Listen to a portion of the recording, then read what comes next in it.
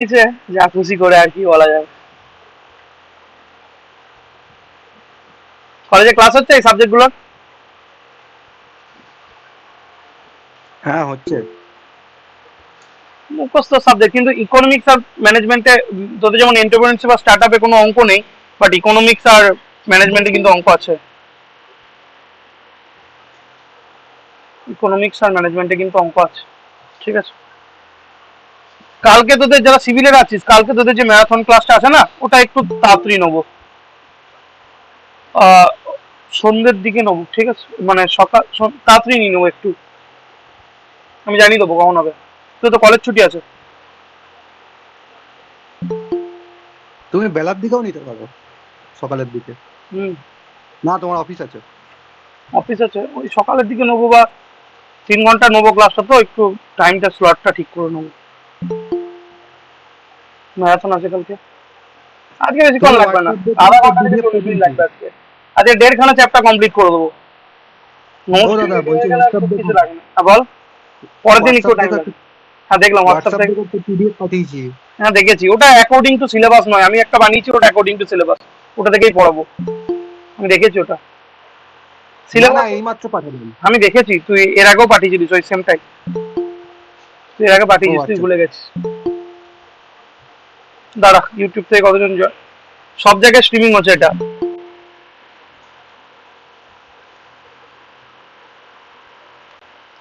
এখানে সিভিল বাদ দিয়ে কে কোন ডিপার্টমেন্টে আছো? সিভিল বাদ দিয়ে মেকানিক্যাল ইলেকট্রিক্যাল, তাই তো? যারা এই তো কেমন আছো দাদা? যারা সিভিল বাদ দিয়ে যারা আছো, তাদেরকে বলে দিচ্ছি, আমাকে চেনো তোমরা কেউ মেকানিক্যাল ইলেকট্রিক্যালে যারা আছো? এনিওয়ান? কেউ কি চেনো আমাকে, না চেনো না? আমাকে দেখেছো কোথাও? নতুন লাগছে, নতুন লাগছে, তাই তো?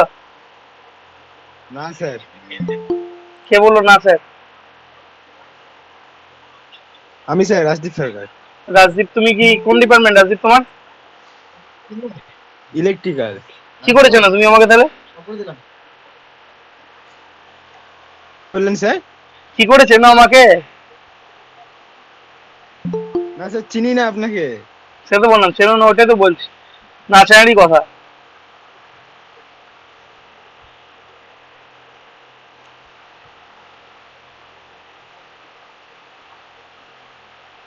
ঠিক আছে দাঁড়া, মোটামুটি স্টেবল হয়ে গেছে, বাস তাহলে স্টার্ট করতে পারি, তাই তো? সব গ্রুপে শেয়ার করে দিয়েছি। দেখ, ইউটিউবে যারা আছিস ভয়েস শুনতে পাচ্ছিস, ভয়েসটা কিন্তু ইউটিউবে একটু খারাপ যাবে। আর এখানে তোরা ক্লিয়ার ভয়েস শুনতে পাবি। কারণ একটাই যে দুটো জায়গায় স্ট্রিমিং হচ্ছে, ভয়েসটা একটু খারাপ যাবে ইউটিউবে। ইউটিউবে যেহেতু স্ট্রিমিং হচ্ছে, ঠিক আছে। তো আমরা যেটা পড়বো আজকে, সেটা হচ্ছে ইন্ডিয়ান ইকোনমিক্স আর প্রজেক্ট ম্যানেজমেন্ট, এই যে সাবজেক্টটা আছে, এই সাবজেক্টটা আমরা স্টার্ট করবো, ঠিক আছে। ইন্ডিয়ান ইকোনমিক্স আর প্রজেক্ট ম্যানেজমেন্ট বলে যে সাবজেক্টটা আছে, সাবজেক্টটার মধ্যে যেটা আমি দেখাবো সিলেবাসটা অলরেডি বই মার্কেটে সেরকম অ্যাভেলেবেল নেই। ইকোনমিক্সের আলাদা বই চাইলে কিনতে পারিস, ম্যানেজমেন্টের আলাদা বই কিনতে পারিস, বাট আমি তোদেরকে একদম সিলেবাস ওয়াইজ নোটস প্রিপেয়ার করে পড়াবো। যেমনটি তোদেরকে ডেভিড দা করাচ্ছে, ডেভিড দা তোদেরকে এন্টারপ্রেনারশিপ এবং স্টার্ট আপটা পুরো সিলেবাস ওয়াইজ একটা নোটস প্রিপেয়ার করছে এবং সেটা দিকে রিড থ্রু আউট করছে। আমার ক্ষেত্রে সেটা একটু চ্যালেঞ্জিং হবে, কারণ ইকোনমিক্স পার্টেও কিছুটা একটু অঙ্ক আছে, আর ম্যানেজমেন্ট পার্টেও কিছু অঙ্ক আছে, কারণ পুরোটা থিওরি হবে না। কিন্তু আজকে যেটা পড়াবো, আজকে পুরো প্রজেক্ট ম্যানেজমেন্টের একটা চ্যাপ্টার পড়িয়ে দেবো, ইউনিট 1, আর ইকোনমিক্স এর ফার্স্ট চ্যাপ্টারের অর্ধেকটা পড়িয়ে দেবো, ঠিক আছে। এবং এই 1.5খানা চ্যাপ্টার পড়ে তোমার হার্ডলি আধ ঘন্টা থেকে 35 মিনিটস টাইম লাগবে, বিকজ পুরোটাই থিওরি আর সোজা থিওরি। কিন্তু পরের দিন যখন ইকোনমিক্স পার্টের হাফ পোর্শন কমপ্লিট করবো, ওটা দুটো ক্লাস লাগবে, কারণ ওটা পুরোপুরি নিউমেরিক্যাল দিয়ে। তো আজকে ক্লাসের শেষের দিকে আমরা উইদাউট এনি থিওরি, মানে আমরা থিওরি না পড়ে কিছু নিউমেরিক্যাল করারও চেষ্টা করব। থিওরি না পড়ে কিছুটা নিউমেরিক্যাল করারও চেষ্টা করব। যারা সিভিলের আছিস, রেকর্ডিং কোথা পাচ্ছিস বুঝে গেছি, আশা করছি। 132 জনের তোদের রিকোয়েস্ট অ্যাড করে দিয়েছি ব্যাচে, বাদ বাকি যারা আজকে পাঠিয়েছিস তাদেরকে অ্যাড করে দেওয়া হবে, সেখানে তোর রেকর্ডিং গুলো পেয়ে যাবি, ঠিক আছে। আর যারা মেকানিক্যাল ইলেকট্রিক্যাল, তোদের তো আলাদা করে ফোল্ডার করে দেবো আমি ইয়ের মধ্যে, তোদের যে ইজি টু লার্নিং এর মধ্যে, সেখানে তোরা এই ক্লাসেসের ইয়েটা পেয়ে যাবি, এই ক্লাসেসের ফোল্ডার পিডিএফ পেয়ে যাবি, ঠিক আছে। যারা যারা আমার সম্পর্কে জানতে চাস বা জানিস না, আমি আমার নামটা বলে দিলাম সুমন দে। যদি জানাতে ইন্টারেস্ট থাকিস, কোনো ফ্যাকাল্টি সম্পর্কে জানতে চাস, তাহলে আমার নিজস্ব একটা ইউটিউব চ্যানেল আছে, ইঞ্জিনিয়ার্স ডেডিকেশন বলে সেখানে সার্চ করে দেখে নিতে পারিস। ঠিক আছে, ইঞ্জিনিয়ার্স ডেডিকেশন বলে ইউটিউব চ্যানেল আছে, সেখান থেকে দেখে নিতে পারিস। ইউটিউব থেকে বলছে মোহাম্মদ সাহেব আলী গুরুদেবের জয়। দেখা যাক কতটা কি করা যায়। ঠিক আছে, এক সেকেন্ড, একটা কল এসছে, একটু কলটা রিসিভ করি। হ্যাঁ বলো। হ্যাঁ, রামপ্রসাদ ঘোষ। হ্যাঁ হ্যাঁ, রামপ্রসাদ ঘোষ, কেয়ার অফ রামপ্রসাদ ঘোষ। হ্যাঁ ঠিক আছে, থ্যাংক ইউ। হুম,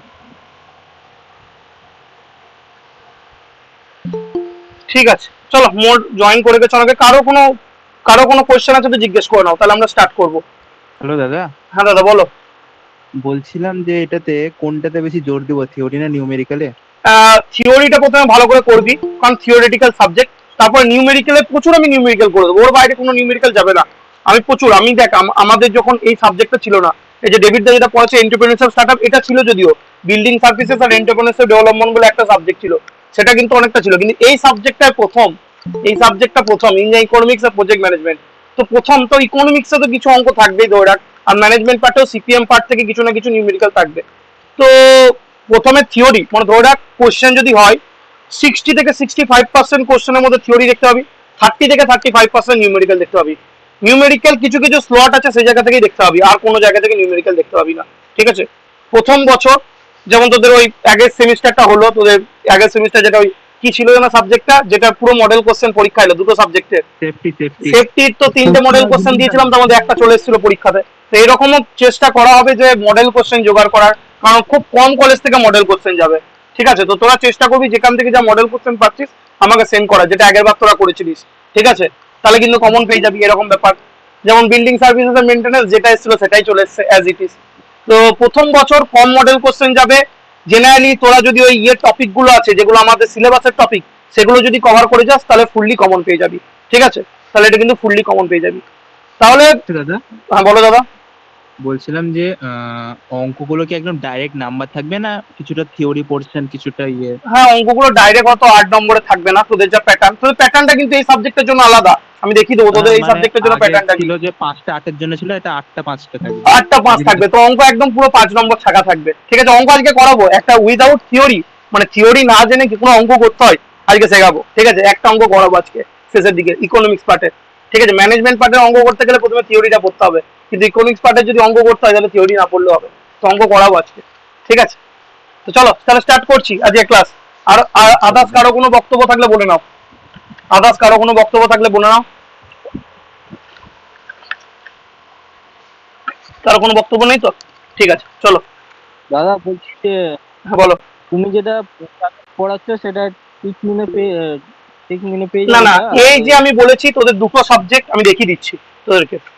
যে কোয়েশ্চেনটা তুই করলি, তোরা যারা দুটো সাবজেক্ট যারা আমার কাছে পড়িস ইঞ্জিনিয়ার ডেডিকেশনের স্টুডেন্ট, টিচমিনকে তোদের যেগুলো টেকনিক্যাল সাবজেক্ট সেই সাবজেক্টের ভিডিওগুলো পাবি। এই দুটো সাবজেক্টের জন্য তোদেরকে আমি বলেছিলাম ইজি টু লার্নিং অ্যাপটা ডাউনলোড করতে। অ্যাপ ডাউনলোড করার পর যেটা করবি সেটা হচ্ছে তোরা যে নাম্বারটা দিয়ে অ্যাপটা ডাউনলোড করলি সেই নাম্বারটা আমাকে পাঠাতে হবে। যে তোর নাম ধর Mohammad Selim, easy to learning enrolment নাম্বারে দেখ 140 জন স্টুডেন্টকে আমি অ্যাড করে দিয়েছি অলরেডি। 140 জন আমি স্টুডেন্টকে অ্যাড করে দিয়েছি। পাঠিয়েছিলাম, আমারটা হয়ে গেছে অ্যাড দাদা। তাহলে অ্যাড হয়ে গেছে, তাহলে ওই স্ক্রিনটায় যাবি, আমি একটা মোবাইল থেকে ভিডিও বানিয়ে দেবো যেখানে দেখতে হবে যে মোবাইল থেকে কি করে ওই ব্যাচটা চালাবি। ঠিক আছে, আমি দুদিনের মধ্যে বানিয়ে দেবো, মোবাইল থেকে একটা ভিডিও বানিয়ে দেবো। সে মোবাইল থেকে দেখবি কি করে ব্যাচের ভিডিওগুলো স্লাইড করে সরাতে হবে স্ক্রিনটাকে, তাহলেই একটা ভিডিও সেকশন আসবে যেখানে ওই 3টে ভিডিও আপলোড করা আছে। ঠিক আছে, তো প্রজেক্ট ম্যানেজমেন্টের যে যে ক্লাসটা হয়েছিল, এন্টারপ্রেনারশিপ আর স্টার্টআপের যে ক্লাসটা হয়েছিল, বুঝতে পারলি তো? তোরা শুধুমাত্র এই দুটো সাবজেক্ট, যে দুটো সাবজেক্ট কম্পালসারি, ইঞ্জিনিয়ারিং ইকোনমিক্স আর কি বলে ইন্ডিয়ান ইকোনমিক্স আর প্রজেক্ট ম্যানেজমেন্ট, আর হচ্ছে এন্টারপ্রেনারশিপ স্টার্টআপ, এটা তোরা ইজি টু লার্নিং এর পাবি অ্যাপ থেকে। আর তোদের যে সিভিলের যে সাবজেক্ট আছে, সিভিলের সাবজেক্ট বলতে বাদ বাকি public health, engineering, contract and accounts, এটা পাবি কি, এটা পাবি তোরা ইয়ের মধ্যে, কোথার মধ্যে না, এটা পাবি তোরা টিচমিন ট্যাবের মধ্যে। আশা করছি বোঝাতে পেরেছি। রোহন বলছে এটা কোন সাবজেক্ট স্যার? রোহন, এটা হচ্ছে আমাদের যেটা ইন্ডিয়ান ইকোনমিক্স আর প্রজেক্ট ম্যানেজমেন্ট, যেটা কম্পালসারি সব ট্রেডের জন্য, যেটা কম্পালসারি সাবজেক্ট, সেই সাবজেক্ট স্টার্ট করছি। ঠিক আছে, ইন্ডিয়ান ইকোনমি একটা তোদের অলরেডি ক্লাস হয়ে গেছে, 2 ইউনিট পড়ানো হয়ে গেছে, ডেভিড দা পড়িয়ে দিয়েছে এন্টারপ্রেনারশিপ আর স্টার্টআপ। আর আমি একটা স্টার্ট করছি ইঞ্জিনিয়ারিং ইকোনমিক্স আর প্রজেক্ট ম্যানেজমেন্ট। ঠিক আছে, অ্যাকর্ডিং টু সিলেবাস যে যে টপিক আছে সেই টপিকগুলো পড়াবো, এবং তারপরে কিছু আদার্স এক্সট্রা টপিকও পড়াবো। বল সেলিম বল। তার মানে দাদা যেগুলো নিউ এবার অ্যাড হয়েছে সাবজেক্ট, ওগুলো হচ্ছে ইজি টু লার্নিং এ পাবো, আর বাকিগুলো এখানে 30 মিনিট। বাকিগুলো সেগুলো সিভিল ইঞ্জিনিয়ারিং সাবজেক্ট, সেগুলো তোরা 30 মিনিটে পেয়ে যাবি। ঠিক আছে, ওকে। আর যারা যারা ইয়ে ছাড়া মানে সিভিল ছাড়া মেকানিক্যাল ইলেকট্রিক্যাল স্টুডেন্ট তোমরা এখানে পেয়ে যাবে। ঠিক আছে, যারা ডিপ্লোমা 6 সেমিস্টার মেকানিক্যাল আছে আমি এখানে একটা ফোল্ডার বানিয়ে দেবো, যে ইকোনমিক্স আর প্রজেক্ট ম্যানেজমেন্ট সেখানে পেয়ে যাবে। আর ইলেকট্রিক্যালের জন্য সেম, এখানে একটা কন্টেন্টের জায়গায় আমি এখানে ফোল্ডার বানিয়ে দেবো, সেখানে তোমরা পেয়ে যাবে। আশা করছি বোঝাতে পেরেছি সবাইকে কে কোথায় পাবে না পাবে। যারা ইউটিউবে ক্লাস করছো 14 জন লাইভে আছো, 2টো লাইক করেছে, কাইন্ডলি 14টা লাইক করে দিও, এটুকু রিকোয়েস্ট। তো চলো তাহলে ক্লাস স্টার্ট করলাম আজকে। সবাই স্ক্রিন দেখতে পাচ্ছিস কিনা একটু রেসপন্স কর। সবাই স্ক্রিন দেখতে পাচ্ছিস কিনা একটু রেসপন্স কর। হ্যাঁ দাদা দেখা যাচ্ছে। Okay fine.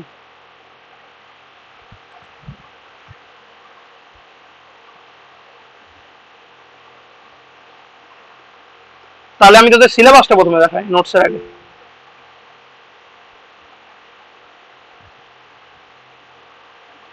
Unit 1 project management engineering economics, unit 1 part 1।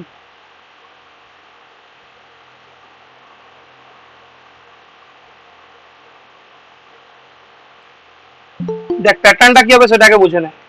এই পরীক্ষার প্যাটার্নটা কিন্তু একটু আলাদা, আগেও বলে দিচ্ছি, এই পরীক্ষার প্যাটার্নটা কিন্তু একটু আলাদা। 6 সেমিস্টার কম্পালসারি, সব ডিপার্টমেন্টের কম্পালসারি।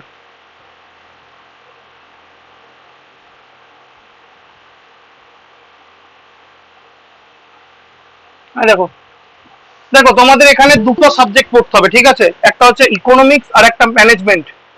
একটা হচ্ছে ইঞ্জিনিয়ারিং ইকোনমিক্স, আগে থাকতো বিজনেস ইকোনমিক্স। ঠিক আছে, এখন আছে ইঞ্জিনিয়ারিং ইকোনমিক্স। তাহলে এই একটা সাবজেক্ট ইঞ্জিনিয়ারিং ইকোনমিক্স, এই একটা সাবজেক্ট, আর এই একটা সাবজেক্ট প্রজেক্ট ম্যানেজমেন্ট। দুটো আলাদা আলাদা সাবজেক্ট, কিন্তু দুটো একসাথে করা হয়েছে। গ্রুপ এ তে আছে ইঞ্জিনিয়ারিং মেকানিক্স। ঠিক আছে, গ্রুপ এ তে আছে ইঞ্জিনিয়ারিং মেকানিক্স। ইউনিট 1 এ আছে introduction theory of demand and supply. আজকে আমি ইন্ট্রোডাকশনটা পড়াবো।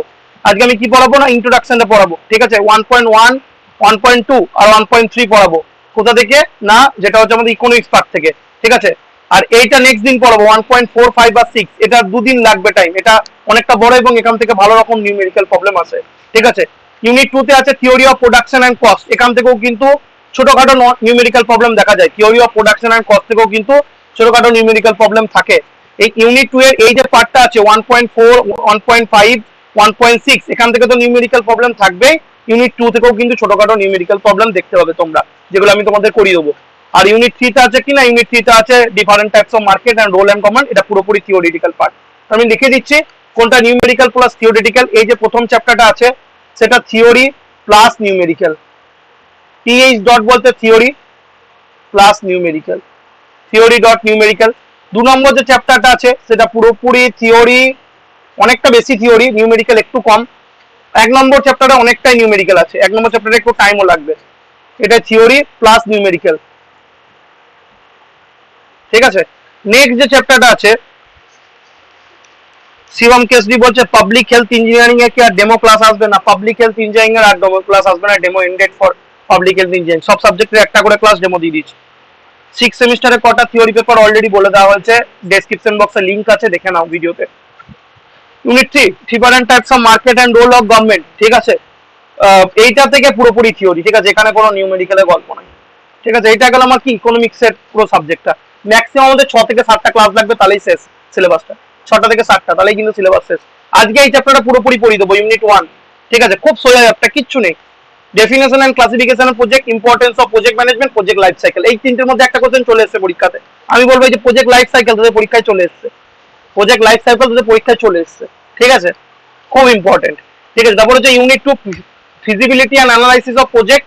এখান থেকে দু একটা ছোটখাটো অঙ্ক আসতে পারে। ঠিক আছে, তো এখান থেকে ধরে রাখ এই যে টার্মগুলো আছে না, ওয়ার্কিং ক্যাপিটাল, লিকুইডিটি রেশিও, ডেপ্ট ইকুইটি রেশিও, প্রফিটেবিলিটি রেশিও, এখান থেকে দু একটা ছোটখাটো নিউমেরিক্যাল প্রবলেম দিব, খুব নিউমেরিক্যাল প্রবলেম বলবো না।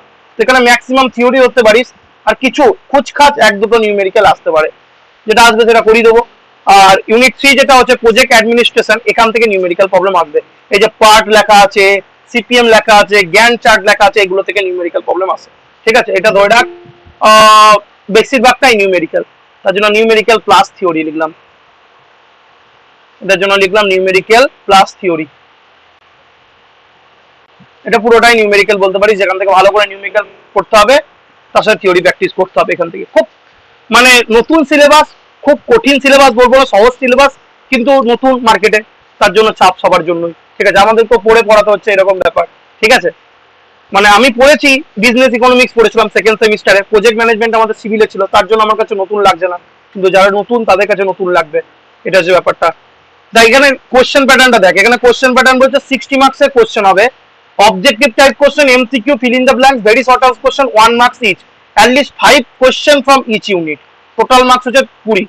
ঠিক আছে, অবজেক্টিভ টাইপের কোশ্চেনের মধ্যে এমসিকিউ থাকবে, ফিল ইন দ্য ব্ল্যাঙ্কস থাকবে, ভেরি শর্ট আনসার কোশ্চেন থাকবে।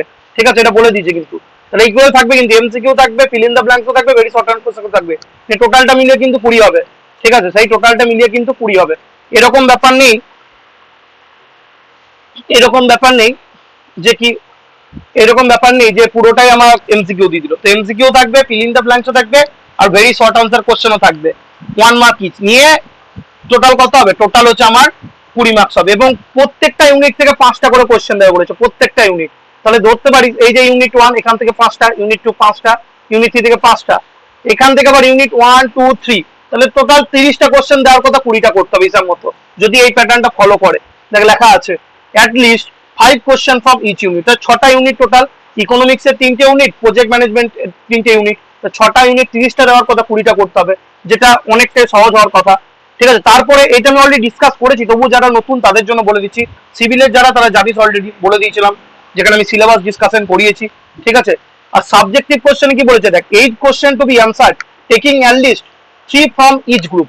ঠিক আছে, at least 3 from each group, each group থেকে 3টে করে নিতে হবে, 2 question should be given from each unit, প্রত্যেকটা ইউনিট থেকে বলেছে 2টো করে কোশ্চেন দেবে। ঠিক আছে, প্রত্যেকটা ইউনিট থেকে বলেছে 2টো করে কোশ্চেন দেবে, তা তোর আছে কটা unit? Unit 1, unit 2, unit 3, unit 4, unit 5, unit 6, 6টা ইউনিট আছে, 6 দুগুণ 12টা কোশ্চেন থাকবে। ঠিক আছে, টোটাল আমার কোশ্চেন থাকবে 12টা, টোটাল কোশ্চেন থাকবে আমার 12টা। ঠিক আছে, তোকে করতে হবে কটা? কোশ্চেন টু বি অ্যানসার্ড 8টা, কোশ্চেন টু বি অ্যানসার্ড কটা? 8টা, এবং 8 কত নম্বরে থাকবে? 8 5 40। এক একটা কোশ্চেনের মার্ক কত করে? এক একটা কোশ্চেনের মার্কস কিন্তু 5 করে, এটা মাথায় রাখিস, এক একটা কোশ্চেনের মার্কস 5 করে। তাহলে যে অঙ্কগুলো আসবে ডাইরেক্ট 5 নম্বর, যে সিপিএম পার্ট আর জ্ঞান চার্ট থেকে একটা অঙ্ক আসবেই, দুটোও দিতে পারে, তাহলে ওখানে একদম 5 শিওর শর্ট। তারপর এখান থেকে এই যে ডিমান্ড এন্ড সাপ্লাই আছে না, এখান থেকে একটা 5 নম্বর অঙ্ক আসবেই, 5 5 10, তো দুটো কোশ্চেন এখান থেকেই তৈরি হয়ে গেল। ঠিক আছে, আসবেই আসবে, ওগুলো কেউ আটকাতে পারবে না, তো দুটো অঙ্ক মিনিমাম আসবেই আসবে, দুটো অঙ্ক মিনিমাম আসবে, আরো বেশিও আসতে পারে, কম আসতে পারে, ডিপেন্ড করবে এবার যিনি কোশ্চেন করছেন মডেল কোশ্চেন জোগাড় হচ্ছে কিনা তার উপরে। ঠিক আছে, চয়ন বলছে গুড ইভিনিং। হ্যাঁ গুড ইভিনিং। ঠিক আছে, তাহলে প্যাটার্নটা বুঝতে পারলি সবাই, যে কিভাবে কি আসবে না আসবে, সবাই বুঝতে পারলি প্যাটার্নটা? হ্যাঁ না না, ক্লিয়ার সবার কাছে? কি গো, ক্লিয়ার সবার কাছে? বোঝা গেল? হ্যাঁ দাদা। বোঝা গেছে, ঠিক আছে। ঠিক আছে, তো আমি প্রথমে যে চ্যাপ্টারটা পড়াবো সেটা সহজটা পড়ে নেবো, কনসেপ্ট অফ প্রজেক্ট, মানে প্রজেক্ট ম্যানেজমেন্ট। প্রজেক্ট ম্যানেজমেন্টটা হচ্ছে গ্রুপ বি, এই যে গ্রুপ বি লেখা আছে না, এটা হচ্ছে প্রজেক্ট ম্যানেজমেন্ট, গ্রুপ বি যেটা আছে প্রজেক্ট ম্যানেজমেন্ট। যে নোটসটুকু নিয়ে এসেছি সেই নোটসটুকু একদম সিম্পল ভাষায়, সিম্পল নোটস, ওইটুকু কিন্তু মিনিমাম পড়ে যেতে হবে পরীক্ষার জন্য। ঠিক আছে, ওইটুকু কিন্তু মিনিমাম পরীক্ষার জন্য পড়ে যেতে হবে, সিলেবাসে যে যে টপিকগুলো আছে সেগুলোই পরীক্ষায় কোশ্চেন হবে। 1.1 প্রথমে আছে definition and classification of project, unit 1 definition and classification of project. তাহলে প্রজেক্ট কাকে বলে এবং প্রজেক্টের ক্লাসিফিকেশন। সবাই স্ক্রিন দেখতে পাচ্ছিস? সবাই স্ক্রিন দেখতে পাচ্ছিস? একবার রেসপন্স করে দে। হ্যাঁ দেখতে পাচ্ছি। ওকে, দেখতে পাচ্ছি। তার ডেফিনেশন অফ প্রজেক্ট, প্রজেক্ট কাকে বলে দেখ, বলেছে project is a temporary endeavour undertaken to create unique product. তাহলে টেম্পোরারি এন্ডিভর, একটা ওই পার্মানেন্ট জিনিস, একটা হচ্ছে টেম্পোরারি। টেম্পোরারি বলতে কিছুক্ষণের জন্য বা কিছু দিনের জন্য বা কিছু বছরের জন্য। এন্ডিভর বলতে কি? এন্ডিভর বলতে কিছু করার জন্য যে এফোর্ট দেওয়া, এন্ডিভর বলতে কিছু করার জন্য যে এফোর্ট দেওয়া, সেটাকে বলবো কি? কিছু করার জন্য যে এফোর্ট দেওয়ার ব্যাপারটাকে আমরা বলে থাকি এন্ডিভর। ঠিক আছে, কিছু করার জন্য এফোর্ট দেওয়াটাকে আমরা কি বলি? এন্ডিভর, মানে to make an effort to do something is called endeavour. তাহলে টেম্পোরারি এন্ডিভর আন্ডারটেকেন, যেটা আমরা নিয়ে থাকি to create a unique product. Unique product বলতে যে প্রোডাক্টটা কোথাও পাওয়া যায় না। আমি একদম এক্সাম্পল দিচ্ছি তোদেরকে, একদম লাইভ, মানে একদম ফেমাস এক্সাম্পল। আমাদের আমোদপুরে, আমি যেখানে থাকি বীরভূমে, আমোদপুরে মোমো পাওয়া যায়। ঠিক আছে, একটা দোকান, দুটো দোকানে মোমো পাওয়া যায়। যে প্রথম তৈরি করেছিল মোমো, তার দোকানে আমোদপুরে মোমোটা এতই ভালো হয় যে সেখান থেকে আশেপাশে যত টাউন আছে, সাঁইথিয়া বল, সিউড়ি বল, লাভপুর বল, কিন্নাহার বল, রামপুরহাট বল, সেখান থেকে লোক ওই মোমো খেতে আসে, ঠিক আছে? তাহলে ও কি করেছে, ইউনিক প্রোডাক্ট তৈরি করেছে।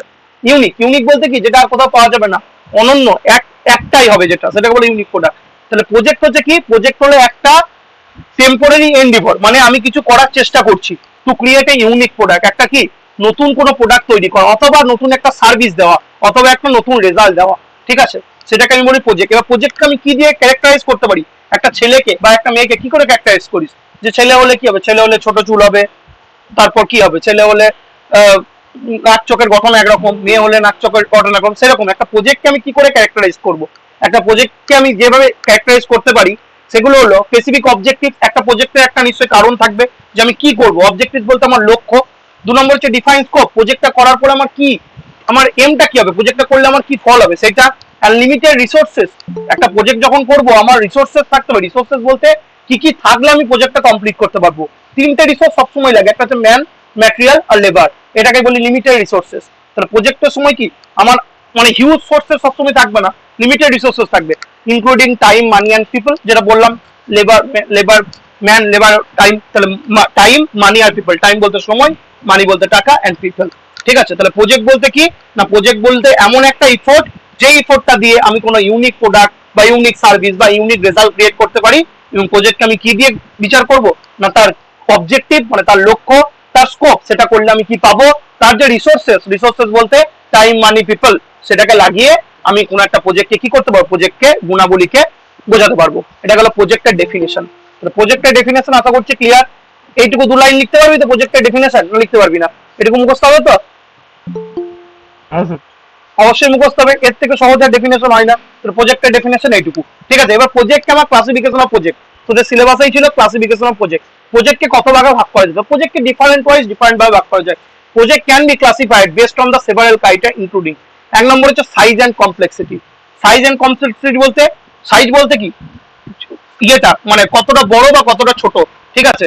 তো project can B small or large, ছোট প্রজেক্ট হতে পারে, বড় প্রজেক্ট হতে পারে, সিম্পল হতে পারে, কমপ্লেক্স হতে পারে, সোজা হতে পারে, কঠিন হতে পারে। প্রজেক্ট কি হতে পারে, সিম্পল হতে পারে, just a second, project can B small or large or simple or complex, ছোট হতে পারে, বড় হতে পারে, কঠিন হতে পারে, সহজ হতে পারে। Small projects are often completed by single individual or small team. যদি আমার প্রজেক্টটা ছোটখাটো হয় তাহলে আমি কি করতে পারি, যদি আমাদের প্রজেক্টটা ছোটখাটো হয় তাহলে একাই করে দিতে পারি বা একটা ছোট টিম গঠন করে নিতে পারি। যদি প্রজেক্টটা বড় হয় সেক্ষেত্রে আমার কি করতে হবে, সেক্ষেত্রে আমার একটা বড় টিম লাগবে বা একটা অর্গানাইজেশন লাগবে প্রজেক্টটা কমপ্লিট করতে। তো while large projects involve many teams or organization working together. ধর যেমন কোনো একটা যখন বাড়ি তৈরি করছিস, নিজেদের ঘর বাড়ি তৈরি করছিস, সিভিল ইঞ্জিনিয়ারিং কনস্ট্রাকশন এক্সাম্পল দিচ্ছি, যখন কোনো একটা বাড়ি তৈরি করছিস, ঠিক আছে, তখন কি আমাদের কি প্রচুর লোক লাগে? প্রচুর লোক লাগে না। যদি রেসিডেন্সিয়াল বিল্ডিং তৈরি করিস, শুধুমাত্র হেডম্যাসন লাগে, কটা লেবার লাগে, তাহলে আমাদের একটা রেসিডেন্সিয়াল বিল্ডিং তৈরি হয়ে যায়। কিন্তু তার বদলে রেসিডেন্সিয়াল বিল্ডিং মানে আমরা যেখানে থাকি, তার বদলে আমার নিজস্ব বাড়ি, ওন অ্যাপার্টমেন্ট, তার বদলে তুই যদি একটা কি করিস, তার বদলে তুই যদি একটা মাল্টি স্টোরিড বিল্ডিং করিস, তাহলে কি লাগবে, মাল্টি স্টোরিড বিল্ডিং করতে গেলে তো একটা অফিস মানে একটা সাইট অফিস অব্দি লাগবে, যেখানে তুই পুরো জিনিসটাকে প্রজেক্টটাকে এক্সিকিউট করার জন্য প্ল্যান বানাতে পারবি, ঠিক আছে? তাহলে যদি সেটা হয়ে গেল লার্জ প্রজেক্ট। যদি কোনো একটা মাল্টি স্টোরিড বাংলা আছে বহুতলা বিল্ডিং যদি তৈরি করতে চাস, তাহলে তখন কি লাগবে, তো তখন একটা পুরো টিম লাগবে, পুরো একটা অর্গানাইজেশন লাগবে, যেটা পুরোপুরিকে লিড করে শেষ দিন অব্দি কাজটা করতে পারবে। তাই যখন লার্জ প্রজেক্ট হয়ে যাবে তখন বেশি লোক, একটা অর্গানাইজেশন বা একটা টিম লাগবে, আর যখন স্মল প্রজেক্ট হবে তখন কম লাগবে। তাহলে সাইজ অ্যান্ড কমপ্লেক্সিটির আকারে প্রজেক্টকে ভাগ করা হলো। 2 নম্বর হচ্ছে টাইপ বলতে কি রকমের প্রজেক্ট করছিস তার উপরে। আমাদের যেমন construction project can be classified according to their nature such as construction project, software development projects, research project and marketing projects. কনস্ট্রাকশনের কাজ হলো কনস্ট্রাকশন প্রজেক্ট, সফটওয়্যার ডেভেলপমেন্টের কাজ হলো যেগুলো আইটি সিএসটি করে, সফটওয়্যার কনস্ট্রাকশন। রিসার্চ প্রজেক্ট বলতে যারা পিএইচডি করে রিসার্চ প্রজেক্ট। মার্কেটিং প্রজেক্ট বলতে যারা কমার্শিয়াল দিকে থাকে তারা মার্কেটিং প্রজেক্ট করে, ঠিক আছে? মার্কেটিং এর একটা থাকে, যেমন আমাদের সিভিল ইঞ্জিনিয়ারিং ক্ষেত্রেও কিন্তু কি, সিভিল ইঞ্জিনিয়ারিং ক্ষেত্রেও মার্কেটিং এর লোক নেই, তোরা জানিস হয়তো। সেলস হিসাবে সেলসে কাজ করে, আমার অনেক বন্ধুই এশিয়ান পেন্টের সেলস এর হিসাবে কাজ করে, ওদেরকে মার্কেটিং এর দিকটা দেখতে হয়। তারপর ধর সিমেন্টের কোম্পানিতে মার্কেটিং এর দিকটা দেখতে হয়, যে এমন সিমেন্ট ইউজ করুন, এই সিমেন্ট ইউজ করলে এই ফল, এই সিমেন্ট ইউজ করলে এই ফল। ওদের কাজ কি বলতো, মানে ওদের কাজ হচ্ছে মানুষকে যত বেশি সেল করতে পারবে ওর তত প্রফিট, ঠিক আছে? ওর একটা টার্গেট ফুলফিল করতে হয়, ঠিক আছে? তো সেটা হচ্ছে মার্কেটিং প্রজেক্ট। 3 নম্বর হচ্ছে industry project can be classified by the industry they are associated with such as healthcare, finance, education or technology. Healthcare বলতে তুই জানিস যেগুলো আমাদের হসপিটাল, ক্লিনিক, নার্সিং হোম আছে সেগুলো হেলথকেয়ার। ফাইন্যান্সের জন্য যেগুলো আছে সেগুলো ফাইন্যান্স, অনেক কিছু আছে ফাইন্যান্সের এক্সাম্পল। এডুকেশন আছে, টেকনোলজি আছে। তো এগুলো হচ্ছে educational project, technology project, finance project, health care project, industry রেসপেক্টে পারপাস, মানে কি কাজে প্রজেক্টটা করছিস। Project can be classified by their purpose such a strategic project, operational project and compliance project. Strategic project বলতে কোনো একটা নতুন কিছু করতে চাইছিস, বা স্ট্র্যাটেজিক প্রজেক্ট বলতে কোনো একটা স্ট্র্যাটেজি বানাতে চাইছিস, ঠিক আছে। তিন রকম হতে পারে। স্ট্র্যাটেজিক প্রজেক্ট বলতে কোনো একটা নতুন কিছু মার্কেটে আনতে চাইছিস, কোনো একটা নিউ প্রোডাক্ট বা নিউ সার্ভিস, বা কোনো একটা নিউ রিটেল লোকেশন খুলতে চাইছিস, বা নিউ একটা ব্রাঞ্চ বা ডিভিশন খুলতে চাইছিস, সেক্ষেত্রে তোকে যে প্রজেক্টটা নিতে হবে সেটা হচ্ছে স্ট্র্যাটেজিক্যাল প্রজেক্ট নিতে হবে। তারপর অপারেশনাল প্রজেক্ট, ওই প্রজেক্টের মধ্যে যদি তুই কোনো কিছু ইমপ্রুভমেন্ট আনতে চাইছিস, ঠিক আছে, তখন সেটা হচ্ছে অপারেশনাল প্রজেক্ট আনতে হবে। আর কমপ্লায়েন্স প্রজেক্ট বলতে তুই যে প্রজেক্টটা করছিস সেগুলো গভর্নমেন্ট রুলস রেগুলেশন মেনে হচ্ছে কিনা সেগুলো দেখার কাজটা হবে কি কমপ্লায়েন্স প্রজেক্টের কাজ, ঠিক আছে। 4 নম্বর হয়ে গেল। 5 নম্বর হচ্ছে ডিউরেশন। ডিউরেশনের রেসপেক্টে প্রজেক্টকে 3 ভাগে ভাগ করা হয়। যত কম টাইম লাগবে শর্ট টার্ম প্রজেক্ট, মাঝামাঝি টাইম লাগবে মিডিয়াম টার্ম প্রজেক্ট, একদম অনেক বেশি টাইম লাগলে লং টার্ম প্রজেক্ট হয়ে গেল। রিস্ক, কোন একটা প্রজেক্ট করার পরে তো সাকসেস পেলি, সাকসেস পাওয়ার যদি চান্সেস বেশি থাকে তাহলে লো রিস্ক প্রজেক্ট, আর সাকসেস পাওয়ার চান্সেস যদি একদম লো থাকে তাহলে high risk project. Higher the risk higher the benefit, এই কথাটা মনে রাখিস কিন্তু। Higher the risk higher the profit আর হায়ার দ্য বেনিফিট, এটা সবসময় মাথায় রাখবি কিন্তু। যত বেশি রিস্ক থাকবে কোনো একটা কিছুতে তত বেশি তোর বেনিফিট হওয়ারও চান্সেস থাকবে। তো projects can be classified their level of risk such as high risk project, low risk project. Complexity, প্রজেক্টকে কি তার কমপ্লেক্সিটি হিসাবে এখনই বললাম, project can be classified by their complexity such as simple project আর কমপ্লেক্স প্রজেক্ট। এটা 1 নম্বরের সাথেই ছিল, সাইজ এন্ড কমপ্লেক্সিটি, ঠিক আছে। তো এইগুলো হচ্ছে আমার কি ক্লাসিফিকেশন অফ প্রজেক্ট। তো overall the classification of project depends on the various factors including their size, type, industry, purpose, duration and risk. Understanding these factors can help the project manager to plan, execute and control the projects effectively. তাহলে এইগুলোর উপর depend করে আমার কি project ম্যানেজারটা কি করে, প্রজেক্টটাকে plan করে। Plan করার পর, প্ল্যান করা মানে জাস্ট কাজ করবি তার আগে সাজিয়ে নিবি যে আমি এই কাজটা আগে করব, তারপরে কাজটা এই কাজটা পরে করব, তারপরে কাজটা পরে করব। এবার এক্সিকিউট করা মানে কি প্ল্যানিং যেটা করলি তার অ্যাকর্ডিংলি কাজ করা, সেটা করলো আমার এক্সিকিউট করা, ঠিক আছে। আর কন্ট্রোল প্রজেক্ট করা মানে এক্সিকিউট করতে করতে কোথাও কিছু ভুল হলো সেগুলোকে কন্ট্রোল করা, সেটা গেল প্রজেক্টের আন্ডারে পড়লো। তাহলে এটা গেল আমার কি প্রজেক্টের ক্লাসিফিকেশন, এটা গেল আমাদের প্রজেক্টের ক্লাসিফিকেশন এবং এই definition and classification of project হয়ে গেল। তাহলে এই ল্যাঙ্গুয়েজটা তোদের মুখস্থ হবে তো না হবে না? এই ল্যাঙ্গুয়েজটা সোজা লাগছে তো? Yes or no? যে ল্যাঙ্গুয়েজে কথাগুলো লেখা আছে সোজা তো না কঠিন লাগছে? সমানলো কিছু বলছিলিস? হবে তো? ওকে, তাহলে আমি একদম সহজ ল্যাঙ্গুয়েজ নিয়ে এসেছি যাতে তোদের কোনো অসুবিধা না হয়। আমি একদম ইজি টু ইজি ল্যাঙ্গুয়েজে দেবো যাতে তোদের পরীক্ষায় ভালো করে মুখস্থ করে পরীক্ষা দিতে পারিস, ঠিক আছে। আমি একটা কথা বলে দিচ্ছি, দেখ তোরা হয়তো পরীক্ষার আগে হয়তো লাফিয়ে উঠবি যে দাদা মডেল কোশ্চেন বই, তোরা যদি যা পড়াবো সেটা যদি পুরোপুরি পড়ে যাস আর এই ল্যাঙ্গুয়েজ গুলো লিখে যাস কিন্তু পরীক্ষায় ফুল মার্কস পাবি, পরীক্ষায় সব ফোন পাবি। কারণ টপিক ধরেই কোশ্চেন হবে, নতুন সাবজেক্ট যে কোশ্চেন করবেন বা যিনি কোশ্চেন করবেন কারণ ওই টপিক গুলো দিয়েই ডাইরেক্ট কোশ্চেন করবেন। তো ডাইরেক্ট এই কোশ্চেনটাও আসতে পারে যেটা প্রবলেম করি যে প্রজেক্ট কাকে বলে এবং প্রজেক্টের ক্লাসিফিকেশন কি। এবার নেক্সট চলে আসবো যে importance of project management. Project manage করার জন্য যে ইয়েটা, প্রজেক্টটাকে পরপর চালনা করার জন্য যে প্রসেস সেটাকে বলে প্রজেক্ট ম্যানেজমেন্ট। বলে প্রজেক্ট ম্যানেজমেন্টের আবার ইম্পর্টেন্স কি সেটা নিয়ে এবার নেক্সট পড়বো। প্রজেক্ট ম্যানেজমেন্টের ইম্পর্টেন্স কি, ইম্পর্টেন্স অফ প্রজেক্ট ম্যানেজমেন্ট। 2 নম্বর 1.2, এটা ছিল 1.1। আচ্ছা এগুলো দিতে ভুলে গেছি, পরের দিন দিয়ে দেবো। 1.1 1.2 করে দিয়ে দেবো। Importance of project management. So project management is a crucial for success of any project, regardless of its size or complexity. যে কোনো প্রজেক্টের সাকসেসফুল হওয়া ডিপেন্ড করে প্রজেক্ট ম্যানেজমেন্টের উপর। একদম সিম্পল এক্সাম্পল নে, ধর আমার টিমটা ফার্স্ট ক্লাস টিম, ঠিক আছে, 11 জন খেলছে, 11 জন ফাটাফাটি খেলে, কিন্তু যে কন্ট্রোল করছে যে ক্যাপ্টেন সে ভালো নয়, তাহলে কি টিমটা জিততে পারবে? তোদের কি মনে হয় টিমটা জিততে পারবে? যখন যে বলারকে বল করানো দরকার তখন সেই বলারকে বল করাচ্ছে না, যখন আমার স্পিনারকে বল করানো দরকার তখন ও ফার্স্ট বলারকে বল করাচ্ছে। ও একদম পরপর 4 ওভার ফার্স্ট বলারকে বল করে দিল, বুমরার জন্য কোনো লাস্ট ওভারে বল লাগলো না, ঠিক আছে, বুমরা যে ডেথ ওভারে বল করবে সেটা লাগলো না, তাহলে অবশ্যই ম্যাচ জিতবে না, ঠিক আছে। তাহলে প্রজেক্ট, আমার একটা প্রজেক্ট সাকসেসফুল হবে না ফেলিওর হবে সেটা ডিপেন্ড করবে প্রজেক্টটাকে যে ম্যানেজ করছে বা টোটাল যে টিমটা প্রজেক্টটাকে ম্যানেজ করছে তার উপর। তাই প্রজেক্ট ম্যানেজমেন্ট কোনো একটা প্রজেক্টের ফেলিওর হওয়া বা সাকসেস হওয়ার জন্য সব থেকে গুরুত্বপূর্ণ রোল প্লে করে, ঠিক আছে। আমি জানি এই সাবজেক্টটা বোরিং লাগবে, আমার নিজের পড়াতে বোরিং লাগে, একটু পড়ে নে, একটু মানেগুলো বুঝে নে, তাহলে মুখস্থ করতে সুবিধা হবে, ঠিক আছে। ওকে, তো চলো নেক্সট যাচ্ছি। তো project management is crucial for the success of any project regardless for its size of complexity. আমার যত ছোটই প্রজেক্ট না কেন, যত আমার কমপ্লেক্সই প্রজেক্ট হোক না কেন, সেটার সাকসেস বা ফেলিওর ডিপেন্ড করবে কি প্রজেক্ট ম্যানেজমেন্টের উপর। Here are some reasons why project management is important. কেন প্রজেক্ট ম্যানেজমেন্টটা ইম্পর্টেন্ট? একদম বলেছে meeting project objectives. Meeting project objective মানে প্রজেক্টের আমার কি লক্ষ্য সেটাকে আমাকে জানানো, ঠিক আছে। তো project management helps to define and clarify the objective of the project. আমি কোনো একটা প্রজেক্ট কি জন্য করবো? তোরা কলেজে পড়াশোনা কি জন্য করিস? নাম্বার পাওয়ার জন্য। সিম্পল। তাহলে কোনো একটা প্রজেক্ট আমি কি জন্য করবো? সেখান থেকে আমার কিছু সাকসেস রেট আসবে, সেটা আমার জানতে হবে। তো তুই এমনি কোনো কাজ করে দিবি? এমনি তো কোনো কাজ করবি না। তাহলে একটা প্রজেক্ট আমি কেন করছি, সেটার যে অবজেক্টিভ, মানে সেটার যে লক্ষ্য, সেটা আমাকে ভালো করে জানতে হবে। সেটা প্রজেক্ট ম্যানেজমেন্ট আমাকে জানতে সাহায্য করে। প্রজেক্ট ম্যানেজমেন্ট আমাকে জানায় যে আমার এই প্রজেক্টের কি objective, ensuring that everyone involved in working towards the same goal. এটাকে আমাকে ইনভলভ করতে হবে যে আমরা সবাই একটা গোলের উদ্দেশ্যে কাজ করব। ঠিক আছে, আমরা এই কাজটা করতে চাইছি, সেটা সবাই কিন্তু জানতে হবে। একা তুই জানলে হবে না। তুই ম্যানেজার, তুই জানলি আমি এটা উদ্দেশ্যে কাজ করছি, আর বাদ বাকি যারা আছে ডেইলি লেবারের মতো ফেটে গেল, তাহলে কিন্তু কোনো প্রজেক্ট সাকসেসফুল হবে না।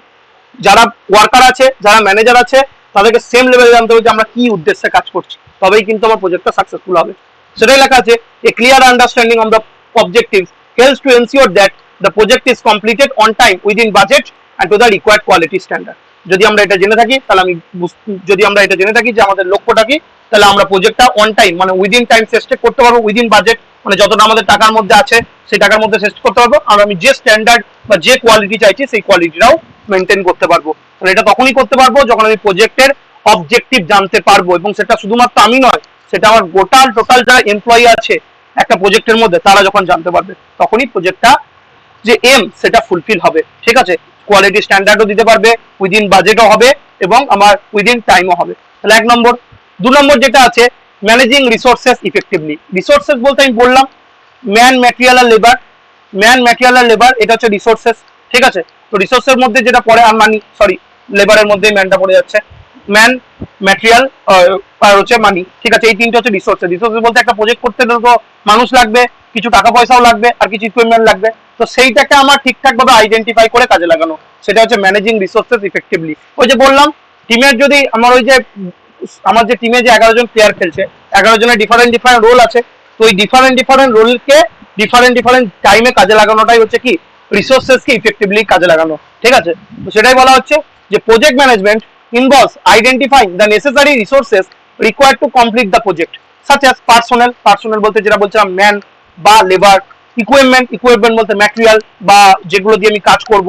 ইকুইপমেন্ট এন্ড ম্যাটেরিয়ালস একসাথেই বলবো। ঠিক আছে, ইকুইপমেন্ট এন্ড ম্যাটেরিয়ালস, কারণ মানুষ তো কাজ করবে, তার জন্য ইকুইপমেন্ট লাগবে। যদি ধর বললি যে আমি এখানে এক্সকাভেশন করবো, মানে গর্ত করবো, কনস্ট্রাকশন দিয়ে এক্সাম্পল দিচ্ছি, কারণ আরো একটা এক্সাম্পল আমার জানা নেই। ঠিক আছে, তো এক্সকাভেশন করবি এবং বড় একটা মাল্টি স্টোরি বিল্ডিং হবে, সেক্ষেত্রে ফাউন্ডেশনে যদি কাটতে হয় মাটি, তাহলে নিশ্চয়ই মানুষকে দিয়ে মানে মানুষ মাটি কাটবে না। মানুষ যদি মাটি কাটতে আরম্ভ করে, তাহলে ও একদিনই শুধু মাটিই কাটবে। হ্যালো,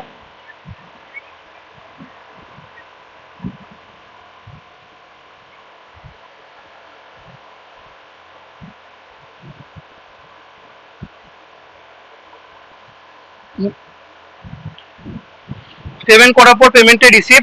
ঠিক আছে, তোমার নাম, তোমার কলেজ, তোমার হোম টাউন, এই যে নাম্বারে ফোন করেছো এই নাম্বারে হোয়াটসঅ্যাপ করে দেবে। ঠিক আছে,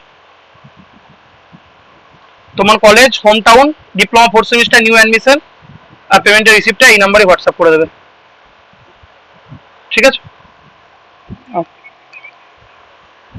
তো যেটা বলছিলাম কি প্রজেক্ট ম্যানেজমেন্ট ইনভলভস আইডেন্টিফাই, যেটা বলছিলাম দেখ পার্সোনাল, ইকুইপমেন্ট, ম্যাটেরিয়ালস। আমি কি বলছিলাম যেন ইকুইপমেন্টস কেন লাগবে, কারণ তুই যে বললি যে ধর একটা মাল্টি স্ট্রিট বিল্ডিং করবি, সেখানে এক্সকাভেশন করবি মানে গর্ত করবি। এবার তুই যদি বলিস মানুষকে যদি গর্ত কাটাবো, তাহলে 2 দিন 10 দিন গর্ত কাটতেই লেগে যাবে, তাহলে ইকুইপমেন্ট লাগবে, সেখানে জেসিবি লাগবে। ঠিক আছে, জেসিবি লাগবে, যেটা দিয়ে আমি কি করতে পারবো, ওই জায়গাটা গর্ত করতে পারবো। তাহলে ইকুইপমেন্ট দরকার কোন একটা কাজ করতে গেলে। অ্যান্ড ধর বা কোনো একটা সফটওয়্যার প্রজেক্ট হবে, সফটওয়্যার প্রজেক্টে কি লাগবে, তো ল্যাপটপ লাগবে বা ডেস্কটপ লাগবে, তাহলে কাজ করতে পারবি না, তাহলে ইকুইপমেন্ট ওগুলো বা ম্যাটেরিয়ালস এর মধ্যেই পড়ছে। And effective resources management helps to ensure that resources are allocated efficiently, reducing cost and maximizing productivity. তো আমি যদি ম্যানেজমেন্ট আমার ঠিক থাকে, রিসোর্স ম্যানেজমেন্ট, তাহলে আমার যে টাইমে যে জিনিসগুলো লাগবে সেই টাইমে সেই জিনিসগুলো আসবে, এবং আমার প্রজেক্টের যেটা কস্ট এবং প্রোডাক্টিভিটিটাকে, প্রজেক্টের কস্টটাকে কমাবে এবং প্রোডাক্টিভিটিটাকে বাড়িয়ে দেবে। ঠিক আছে, তাহলে এটা কোনো ম্যানেজিং রিসোর্সেস রিপোর্টে। রিসোর্স বলতে আমার যেটা ম্যান, ম্যাটেরিয়াল, লেবার আছে, সেটাকে ঠিকভাবে ঠিক সময়ে কাজে লাগানো। ওকে, বোঝা গেছে আশা করছি। 2 নম্বর। 3 নম্বরে চলে আসছি, ম্যানেজিং রিস্কের গল্পটা বললাম, আবার বলে দিচ্ছি, দেখ কি বলেছে, every project comes with its own set of risk and uncertainties and project management involves identifying, assessing and managing those risk effectively. প্রত্যেকটা কাজের কিছু না কিছু রিস্ক থাকে এবং কিছু না কিছু আনসার্টেনসিস থাকে। কোনো কাজ স্টার্ট করার আগে তুই জানিস না যে সেটা ফুলফিল হবে কি হবে না, যে কোনো কাজ, তুই ধর কম্পিটিটিভ এক্সাম প্রিপারেশন নিবি, তুই জানিস তুই 100% সাকসেসফুল হবি? কে বল, এখানে কেউ আছিস যে বলবি যে আমি পাস করেই যে বছর পাস করবো সেই বছরে এসএসসি যেই ক্র্যাক করবো? কেউ বলতে পারবি? No one. এখানে সিভিল মেকানিক্যাল নেটে আছে, 3 জনেরই ভ্যাকেন্সি বেরোয়, 3 জনই আছিস, কেউ বলতে পারবি যে আমি পুরোপুরি শিওর হবো? তাহলে যে কোনো, তুই পড়াশোনাটাও একটা প্রজেক্ট, ঠিক আছে, সেই প্রজেক্টে তুই লেবার, তুই সবকিছু, আর ফাইন্যান্স দিচ্ছে কে? ফাইন্যান্স দিচ্ছে তোর বাবা মা, ঠিক আছে। আর ম্যাটেরিয়ালও তুই কিনছিস, ম্যাটেরিয়াল ইকুইপমেন্ট বলতে তুই যে বইগুলো কিনছিস সেগুলো ম্যাটেরিয়াল, ইকুইপমেন্ট বলতে তুই ধর মোবাইলে ক্লাস করছিস সেগুলো হচ্ছে ইকুইপমেন্ট। তাহলে যে কোনো তুই পড়াশোনা স্টার্ট করার আগে 6 সেমিস্টার যারা পড়াশোনা করছিস, ঠিক আছে, 4th semester, 5th semester, 6th semester তো আমার কাছেই পড়েছিস, এখানে আছে। এখানে এমন ছেলেও আছে যারা 90% পেয়েছিস, আবার এমন ছেলেও আছে সাপ্লি পেয়েছিস, পেয়েছিস তো?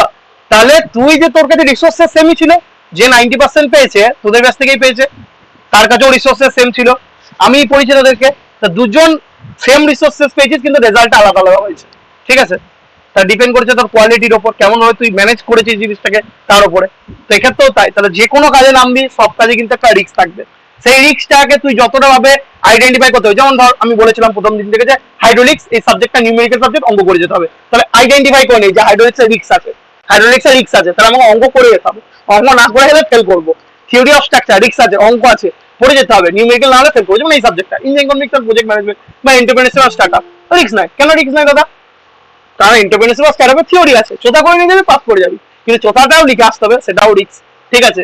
তাহলে এটা হচ্ছে গল্পটা, এটা হচ্ছে গল্পটা। তাহলে রিস্ক সব জায়গায় থাকবে, কিন্তু সেই রিস্কটাকে যদি আইডেন্টিফাই করতে পারিস এবং সেই রিস্কের উপর যদি কাজ করতে পারিস, তাহলে সেই রিস্কটা রিস্ক থাকবে না, অটোমেটিকলি তুমি উইনার হবি। আশা করছি বোঝাতে পেরেছি কি বলতে চাইলাম। কি রে, সব বুঝতে পারছিস তো, না বোরিং লাগছে একদম? সেই কি বলছো দাদা, মাথার উপর দিয়ে যাচ্ছে, বোঝা যাচ্ছে তো? ওকে, ঠিক আছে। তো সেটাই বলেছে, দেখ, every project comes with, okay okay okay, every project comes with own set of risk and uncertainty, and project management যদি করিস, তখন ওই যে রিস্ক গুলো আছে সেগুলোকে আইডেন্টিফাই করা, মানে খুঁজে বার করলি, অ্যাসেস করা, সেগুলোর উপর কাজ করলি এবং ম্যানেজ করা, ওই রিস্ক গুলোর এগেইনস্টে কাজ করা, সেটা কাজ করতে পারলি। This helps to minimize the impact of any potential problem and ensures that projects stage on track. তাহলে ওই রিস্ক গুলোকে কি করবে? রিস্ক গুলোকে খতম করে দেবে, এবং কি করবে, তোর যে প্রজেক্টটা চলছিল সেই প্রজেক্টটা ট্র্যাকে থাকবে, প্রজেক্টটা ট্র্যাকে থাকবে, মানে যে কাজটা করছিলি সেটা অন ট্র্যাকে থাকবে, রাইট অন দ্য ট্র্যাক, ঠিক আছে। এটা গেল 3 নম্বর। 4 নম্বর হচ্ছে এনসিউরিং কমিউনিকেশন। কমিউনিকেশনটা বড় একটা ডিল লিড করে, সবার মধ্যে সবার সাথে যদি সবার কমিউনিকেশন থাকে তাহলে ঠিকঠাক ভাবে কাজ হবে, আর যদি সবার সাথে সবার কমিউনিকেশন না থাকে তাহলে কিন্তু কাজ ঠিকঠাক হবে না কখনোই। এনসিউরিং কমিউনিকেশন, ঠিক আছে। তো সেটাই লেখা আছে, দেখো, project management involves creating a clear communication plan that ensures that everyone involved in the project is informed about the progress, challenges and decision made. This helps to ensure that everyone is on the same page, reducing confusing and misunderstanding. কোন ফেজে কি কাজ হচ্ছে সেটা কিন্তু সবাইকে জানতে হবে, ঠিক আছে।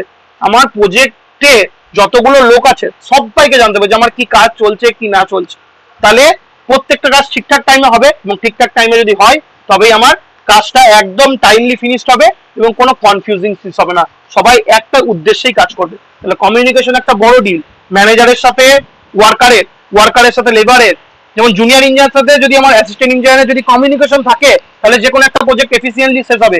জুনিয়র ইঞ্জিনিয়ার সাথে যদি অ্যাসিস্ট্যান্ট ইঞ্জিনিয়ার কোনো কমিউনিকেশন না থাকে তাহলে জুনিয়র ইঞ্জিনিয়ার দেখবি 10 দিন ছুটি নিয়ে বসে আছে, অ্যাসিস্ট্যান্ট ইঞ্জিনিয়ার ভাববে যে কাজ শেষ হয়ে গেছে, ঠিক আছে। তাহলে কমিউনিকেশনটা একটা বড় ফ্যাক্টর কোনো একটা প্রজেক্টকে কমপ্লিট করার জন্য, ঠিক আছে। সেই জন্য বলে না, ডেলি টু ডেলি রিপোর্ট দাও। ডেলি ডেলি রিপোর্ট কেন চাই, ঠিক আছে, ডেলি ডেলি রিপোর্ট কেন চাই, বসকে কেন ডেলি ডেলি রিপোর্ট সাবমিট করতে হয়? কারণ ওই যে কমিউনিকেশন হলো যে তুই আজকে কতটা কাজ করলি, আমি এতটা কাজ করলাম, এটা জানিয়ে দিবি, তাহলে বুঝতে পারলো যে পরের দিন তাহলে এটা কর, তারপর দিন এটা কর, তাহলে আমার কি হবে, কমিউনিকেশন থাকলে কাজটা ঠিকঠাক টাইমে শেষ হবে। 5 নম্বর হচ্ছে ইমপ্রুভিং এফিসিয়েন্সি।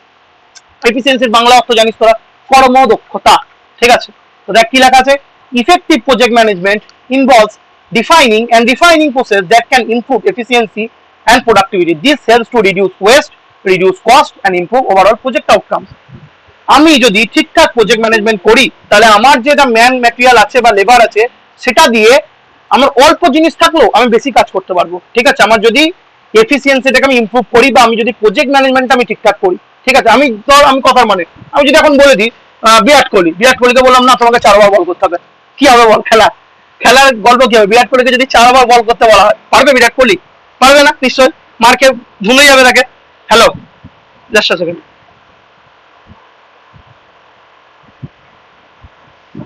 ওকে ওকে ওকে, 6 ঘন্টা ওয়েট করে অ্যাড করে দেওয়া হয়েছে, ঠিক আছে। Within 6 hour you will be added in the paid batch, তোমাকে 6 ঘন্টার মধ্যে সমস্ত ডিটেলস দিয়ে দেওয়া হবে হোয়াটসঅ্যাপে, ঠিক আছে? ওকে। তো কি বলছিলাম, ওই যে বিরাট কোহলি এক্সাম্পল, তাহলে তোকে জানতে হবে না যে কাকে কোন টাইমে কাজে লাগাবো, তাই না? তবেই তো এফিসিয়েন্সিটা বাড়বে। আমি বিরাট কোহলি ব্যাটসম্যান, ওপেনিং নামালাম, ঠিক আছে, নো ডাউট। এবার বিরাট কোহলিকে যদি বলি ডেপথে বল করো, বা বিরাট কোহলিকে 18-19 ওভারে বল করতে নামা এই খেলাতে, তাহলে কি হবে? ম্যাচটা জিতবে না ম্যাচটা হারবে? ম্যাচটা হারবে। তো সেখানে তো এটা কে আইডেন্টিফাই করবে? বিরাট কোহলি কে কি করবে না করবে, বিরাট কোহলির ক্যাপাসিটি জানে সবাই, ক্যাপ্টেন জানে, কোচ জানে, তাহলে বিরাট কোহলিকে সেইভাবেই কাজে লাগাবে। তাহলে এটা হচ্ছে সেই প্রজেক্ট ম্যানেজমেন্টের গল্প। তো সব জায়গায় ম্যানেজমেন্ট লাগে কিন্তু, এমনি এমনি তাহলে তো 11টা প্লেয়ার নিয়ে খেলতে চলে যেত। কেন কোচ থাকে, কেন ম্যানেজমেন্ট থাকে, কেন ম্যানেজার থাকে কোন একটা টিমে? আইডেন্টিফাই কেন সবাই ল্যাপটপ ট্যাপটপ নিয়ে বসে থাকে মাঠের মধ্যে? পুরোটা তো অ্যানালাইজ চলছে, তাই না? কার কোনটা উইক জোন, কার কোনটা স্ট্রং জোন, সবকিছু অ্যানালাইজ করেই খেলাটা হয়। এখানেও তাই সেমই খেলা, ঠিক আছে? প্রজেক্ট ম্যানেজমেন্টও সেমই খেলা। তাহলে প্রজেক্ট ম্যানেজমেন্টের যে টিম ম্যানেজার, সে জানবে যে এর এটা হচ্ছে স্ট্রং জোন, এর এটা উইক জোন। তাহলে আমি এর স্ট্রং জোনটাকে যদি কাজে লাগাই, তাহলে আমার প্রজেক্টের এফিসিয়েন্সি বাড়বে। এর এটা উইক জোন, একে আমি এই কাজটা দেবো না, ঠিক আছে? তাহলে না দিলে আমার কি প্রজেক্ট হুড় করে এগোবে এবং টাইমলি প্রজেক্ট শেষ হবে। আশা করছি বোঝাতে পেরেছি এফিসিয়েন্সি গল্পটা, ঠিক আছে? তো সেটাই লেখা আছে, যদি এটা করা হয় তাহলে আমার ওয়েস্ট কম হবে, কষ্ট কম লাগবে এবং ওভারঅল প্রজেক্টের আউটকামও বেশি আসবে। 6 নম্বর হচ্ছে বিল্ডিং স্ট্রং টিম। তো স্ট্রং টিম তো লাগবে একটাই করতে। তো project management involves creating a team environment where everyone is clear about their roles and responsibilities, and this helps to create a sense of ownership, accountability, motivation, leading to better team performance. তাহলে যেটা বললাম, যদি project management ঠিকঠাক থাকে তাহলে একটা strong team তৈরি হবে, যে স্ট্রং টিমের প্রত্যেকটা ক্যান্ডিডেট জানবে যে আমার এটা রোল, আমি সেই রোল করব, এবং রোলটা যদি আমি পারফর্ম করি ঠিকঠাক, তাহলে আমার প্রজেক্টটা হুড়ুর তুত্তুর করে এগিয়ে যাবে এবং প্রজেক্টটা কমপ্লিট হবে, ঠিক আছে? তাহলে এইগুলো আমার কি প্রজেক্ট ম্যানেজমেন্টের কি, এগুলো হচ্ছে আমার প্রজেক্ট ম্যানেজমেন্টের ইম্পর্টেন্স। কেন আমার প্রজেক্ট ম্যানেজমেন্ট দরকার? শুধুমাত্র 11টা প্লেয়ার নিয়েই তো নেমে যেতে পারতো। কেন টিমের ম্যানেজার থাকে, কেন টিমের কোচ থাকে, কেন থাকে? কারণ তারা ম্যানেজ করবে জিনিসটাকে, তার জন্যই থাকে, ঠিক আছে? আমি তোদেরকে একটা এক্সাম্পল দিই বা একটা গল্প বলি তোদেরকে, জাস্ট একটা গল্প। তোরা জানিস কিনা জানি না, যখন ইন্ডিয়ার 1983-তে ওয়ার্ল্ড কাপ জিতেছিল, তখন মানে ওয়েস্ট ইন্ডিজ ভেবেছিল যে ইন্ডিয়া মানে বাই, সেই বলে না কি বলে, মানে বাই ফরচুন জিতে গেছে, বাই লাক জিতে গেছে, ঠিক আছে? তো তারপরে ওয়েস্ট ইন্ডিজ ট্যুর করেছিল ইন্ডিয়াতে, ওয়েস্ট ইন্ডিজ ইন্ডিয়াতে ট্যুর করেছিল, ঠিক আছে? তো এটা বোঝানোর জন্য যে India by luck world cup জিতেছে। তো তখন তো ভালো ভালো বলার ছিল, কার্লি অ্যামব্রোজ, যারা যারা বড়, অনেক 6 ফুট লম্বা বলার ছিল। এবং তখন কি হয়েছিল না, তখন এটা ঘটনাটা ঘটেছিল যে সুনীল গাভাস্কর খেলতে পারছিল না। তখনকার দিনে সুনীল গাভাস্কর, এখনকার দিনে সচিন তেন্ডুলকার, দুটো সেম জিনিস ছিল, ঠিক আছে? তো ভয় করতো মানে খেলতে। তো ওই মনোবিজ্ঞানিক মানে যারা সাইকোলজিস্ট এলো, তারপর ইয়ের সাথে বসলো, সুনীল গাভাস্করের সাথে বললো যে ইউ ক্যান ফেস দ্য বলার। তারপরে ম্যাচে সুনীল গাভাস্কর খুব ভালো খেলেছিল। তাহলে ওই যে তার পোটেন্সিয়ালটাকে জানানো কে বললো? তাহলে এই যে কাজটা কে করলো? প্লেয়াররা তো করেনি, যে ম্যানেজার ছিল সে বললো যে না, সুনীল গাভাস্করের একটা রিকাউন্সেলিং দরকার, সে করালো এবং তার আউটপুটটাও পেলো। তাহলে প্রজেক্ট ম্যানেজমেন্টের এই জন্য দরকার আছে কোন একটা প্রজেক্টকে এফিসিয়েন্ট টাইমে এন্ড করা, ঠিক আছে? তাছাড়া তো এমনি ম্যান মেটেরিয়াল লেবার দিয়ে কাজ হয় না, একটা গাইডেন্স লাগে, যে গাইডেন্সটা করে সমস্ত জিনিসটাকে efficiently শেষ করবে। তো সেটাই in summary, project management is important because it helps to ensure that projects are completed on time, within budget, and to the required quality standard. It involves managing resources, risks, communication, efficiency, and team effectively, leading to successful project outcome. তাহলে যদি এগুলো আমরা করি, তাহলে আমার টাইমে project শেষ হবে, যেটুকু আমার টাকা আছে সেটুকুর মধ্যেই কাজটা হবে, যেটা আমার কোয়ালিটি চাইছি সেই কোয়ালিটিটাই মেনটেন হবে, এবং আমার কি হবে, রিস্ক, কমিউনিকেশন, এফিসিয়েন্সি, টিমের কাজ এবং সাকসেসফুল প্রজেক্ট আউটকাম আমি পাবো, ঠিক আছে? তাহলে এটা গেল আমার কি, যে ইম্পর্টেন্স অফ প্রজেক্ট ম্যানেজমেন্ট। কারো কোনো ডাউট আছে ইম্পর্টেন্স অফ প্রজেক্ট ম্যানেজমেন্টে? তো বলতে পারো। Any doubt about project management? বুঝতে পারলি সবাই? অসীম, কুমকুম, নির্মাল্য, মোহাম্মদ, তারপর সৌরদীপ, রূপম, নীল অ্যান্ড 50 আদার্স। দেখ, যারা সিভিলের আছিস তারা তো আমি জানি কমফোর্টেবল, যারা ইলেকট্রিক্যাল মেকানিক্যাল আছিস ভাই কমফোর্টেবল হয়ে যাস, তাছাড়া কোনো উপায় নাই। আমি ম্যাক্সিমাম সিভিলেই দেখতে পাচ্ছি এখানে। মেকানিক্যাল কে কে আছিস একটু নাম করতে দেখি ভাই, নামগুলো একটু শুনি। সুরজিৎ সরকার মনে হয় মেকানিক্যাল বা ইলেকট্রিক্যাল। আর কে কে বলছো? দীপঙ্কর রয়। আর কে? ললিত চন্দ্র রায়। বাহ, বুঝতে পারছো তো তোমরা? এটা হচ্ছে গল্পটা, বোঝা যাচ্ছে তো হালকা হলো? ঠিক আছে, চলো এবার হচ্ছে নেক্সট। কারণ এগুলো সিভিল ইঞ্জিনিয়ারিং সাবজেক্ট নয়, এগুলো ম্যানেজমেন্টের সাবজেক্ট, তো সেই জন্য আমি বারবার জিজ্ঞেস করি। সিভিল ইঞ্জিনিয়ারিং হলে বারবার জিজ্ঞেস করতাম না, আরামসে বুঝতে পারতে। নেক্সট হচ্ছে প্রজেক্ট লাইফ সাইকেল। এই প্রজেক্ট লাইফ সাইকেলটা খুব ইম্পর্টেন্ট। থিওরি অনেক কিছু করার নেই। দেখ, আমি একদম সহজ থিওরি লিখেছি, এই লাইনগুলো মুখস্থ করা খুব ইম্পর্টেন্ট, মানে খুব কঠিন ললিত, যে লাইনগুলো আমি বলছি বা যে টার্মগুলো বলছি খুব কঠিন লাগছে? না না স্যার, আমার মনে হয় না লাগবে, একদম সহজ ল্যাঙ্গুয়েজ। তুই বইয়ের যে কোনো বই থেকে তুলবি আরো কঠিন ল্যাঙ্গুয়েজ পাবি, বইয়ের ল্যাঙ্গুয়েজ দেখবি আরো কঠিন আরো টাফ ল্যাঙ্গুয়েজ থাকবে। এই ল্যাঙ্গুয়েজ গুলো লিখবি, পরীক্ষাতে ফুল মার্কসও পাবি। এবং সুরজিৎ সিভিল, আচ্ছা সুরজিৎ সিভিল, যাই হোক আমার অত নাম মনে নেই, এতজন আছিস নামটাই মনে পড়ে না। যাই হোক, project life cycle. Project life cycle এবার হচ্ছে প্রজেক্ট লাইফ সাইকেলের 4টে স্টেজ আছে। প্রথম হচ্ছে কনসেপচুয়ালাইজেশন, 2 নম্বর হচ্ছে প্ল্যানিং, 3 নম্বর হচ্ছে এক্সিকিউশন, 4 নম্বর হচ্ছে টার্মিনেশন।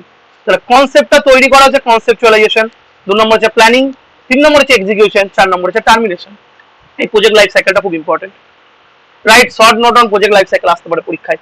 কেন বললাম, কারণ আমি যখন প্রজেক্ট ম্যানেজমেন্ট করতাম না, একটা আমাদের সাবজেক্ট ছিল, সাবজেক্টের নাম ছিল কি নাম ছিল বেশ, কনস্ট্রাকশন ম্যানেজমেন্ট। সেখানে প্রজেক্টের একটা পার্ট থাকতো, সেখানে এই কনস্ট্রাকশন ম্যানেজমেন্টের যে পার্টগুলো হয় সেটা কিন্তু পরীক্ষায় আসতো। ঠিক আছে, তো সেই জন্য বললাম এই প্রজেক্ট ম্যানেজমেন্টের যে লাইফ সাইকেল, মানে পরপর কি কি স্টেজের মধ্যে দিয়ে একটা প্রজেক্ট যায় সেটা খুব ইম্পর্টেন্ট, ভালো করে পড়ে যাবে। এটাই তোদের সিলেবাস আসবে, আমি অ্যাকর্ডিং টু সিলেবাস পড়াচ্ছি, তোদের সিলেবাসে যা যা আছে সেগুলো। Project life cycle, conceptualisation, planning, execution and termination. তাহলে প্রথমে হচ্ছে কনসেপচুয়ালাইজেশন। দেখ, the project life cycle is the sequence of phases that a project goes through from its initiation to completion. প্রজেক্টটা স্টার্ট থেকে প্রজেক্টটা এন্ড অবধি যে যে ফেজের মধ্য দিয়ে আমার প্রজেক্টটা যাবে সেটাকে বলবো প্রজেক্টের লাইফ সাইকেল। মানে আমাদের লাইফ সাইকেল বলতে কি, আমরা প্রথমে শিশু হয়ে জন্মাই, তারপর আমরা কি বলবো টিনেজ হয়, তারপর আমরা কিশোর হয়, তারপর আমাদের বার্ধক্য আছে, তাই না? প্রথমে আমরা শিশু হয়ে জন্মাই, তারপর আমাদের কিশোর, তারপর আমাদের বার্ধক্য, শিশু কিশোর বার্ধক্য। ঠিক আছে, ফেজগুলো সবাই জানিস। তো সেইটা হচ্ছে আমাদের লাইফ সাইকেল, মানুষের লাইফ সাইকেল। সিমিলারলি একটা প্রজেক্টের লাইফ সাইকেল, মানে প্রজেক্টটা কি কি স্টেজের মধ্যে দিয়ে আছে সেটা হচ্ছে প্রজেক্টের life cycle. The most commonly use project life cycle consist of 4 phases. 1 নম্বর ফেজ কি বলছে, conceptualisation. This is the initial phase where the project is conceived. এই স্টেজে আমার প্রজেক্টটা নেওয়া হলো, and the idea is develop, এবং আইডিয়াটা ডেভেলপ করা হলো, কিভাবে করব কি। It involves identifying the project goals, objective, stakeholders and feasibility. এটা আমার কি করে, কোন একটা প্রজেক্টের কি গোল সেটাকে জানতে সাহায্য করে, তার কি অবজেক্টিভ, মানে প্রজেক্টটা করে আমার কি প্রফিট আসবে, কি মানে লক্ষ্য প্রজেক্টটা করা, সেটা project stakeholder. Project stakeholder বলতে কোন একটা ইন্ডিভিজুয়াল হতে পারে, কোন একটা অর্গানাইজেশন হতে পারে, যে প্রজেক্টের সাথে অ্যাক্টিভলি ইনভলভ থাকবে, যার ইন্টারেস্টটা প্রজেক্টের প্রতি পজিটিভলি বা নেগেটিভলি থাকলেও প্রজেক্টকে ইফেক্ট করবে, সেটা হচ্ছে আমার কি স্টেক হোল্ডার। ঠিক আছে, সেটা কোনো একটা ইন্ডিভিজুয়াল হতে পারে, সেটা কোনো একটা অর্গানাইজেশন হতে পারে। অ্যান্ড ফিজিবিলিটি বলতে প্রজেক্টটা কতটা আমাকে ইফেক্টিভ দেবে, মানে প্রজেক্টটা করার পরে আমি কতটা ঠিকঠাক আউটকাম পাবো, সেটা হচ্ছে প্রজেক্টের ফিজিবিলিটি। মানে যে প্রজেক্ট ফিজিবিলিটি বলতে প্রজেক্টের যে ভেরিয়াস এলিমেন্ট সেগুলোকে নিয়ে একটা পড়াশোনা করা, যেটা আমার বোঝাবে প্রজেক্টের কতটা আমার পোটেন্সিয়াল বা প্রজেক্টের সাকসেসের পোটেন্সিয়াল কত। মানে প্রজেক্ট ফিজিবিলিটি বলতে কি বোঝায়, ফিজিবিলিটি বলতে বোঝায় feasibility is the study of project various elements two determine if it has the potential for success. মানে আমার প্রজেক্টটা থেকে আমি কতটা সাকসেস হব সেটা আইডেন্টিফাই করার জন্য যে পড়াশোনাটা করতে হয় সেটাই হচ্ছে প্রজেক্টের ফিজিবিলিটি। ঠিক আছে, তো পরের লাইনে লেখা আছে দেখ, the feasibility study consider technical, মানে যেটা হচ্ছে টেকনিক্যাল ফিল্ডের কাজ, ইকোনমিক বলতে টাকা পয়সার যে গল্পটা, অপারেশনাল টেকনিক্যাল কাজ করতে গিয়ে যে অপারেশনের মধ্যে দিয়ে তোকে যেতে হবে, আর scheduling aspect to determine if the project is worth pursuing. আমি যে বললাম ফিজিবিলিটি বলতেই আমি কি ডিফারেন্ট এলিমেন্ট গুলোকে স্টাডি করব, এবং ফাইনালি বলবো যে আমার যে প্রজেক্টটা হলো সেটা আমাকে আদৌ সাকসেস দিল না ফেলিয়ার দিল। তো আমি একটা প্রজেক্ট 1 লাখ টাকার প্রজেক্ট বললাম, কন্ট্রাক্টের কাছ থেকে 1 লাখ টাকা নিলাম, হ্যাঁ স্টেক হোল্ডার বলে দিচ্ছি, কোনো চাপ নেই। ঠিক আছে, কি বললাম যে প্রজেক্টের ব্যাপারটা ফিজিবিলিটি, আমি ধর কন্ট্রাক্টের কাছ থেকে 1 লাখ টাকা নিলাম আর আমার খরচ হলো 1,20,000 টাকা, তখন প্রজেক্টটা তো একদম ফেলিওর, ড্যাম ফেলিওর, তাই না? কারণ আমার বেশি টাকা লাগলো আর ওর কাছ থেকে আমি 1 লাখ টাকা নিয়েছি, তাহলে তো আমার ফেলিওর হয়ে গেল। তো সেই রকমই কি বললো যেন এখানে, কোনটা যেন জাননি, কোনটা আমরা যেন স্ট্যাক হোল্ডার। স্ট্যাক হোল্ডার বলতে এমন একজন যার জন্য, মানে ধর তুই প্রজেক্টটার ম্যানেজার, তাহলে তুই স্ট্যাক হোল্ডার।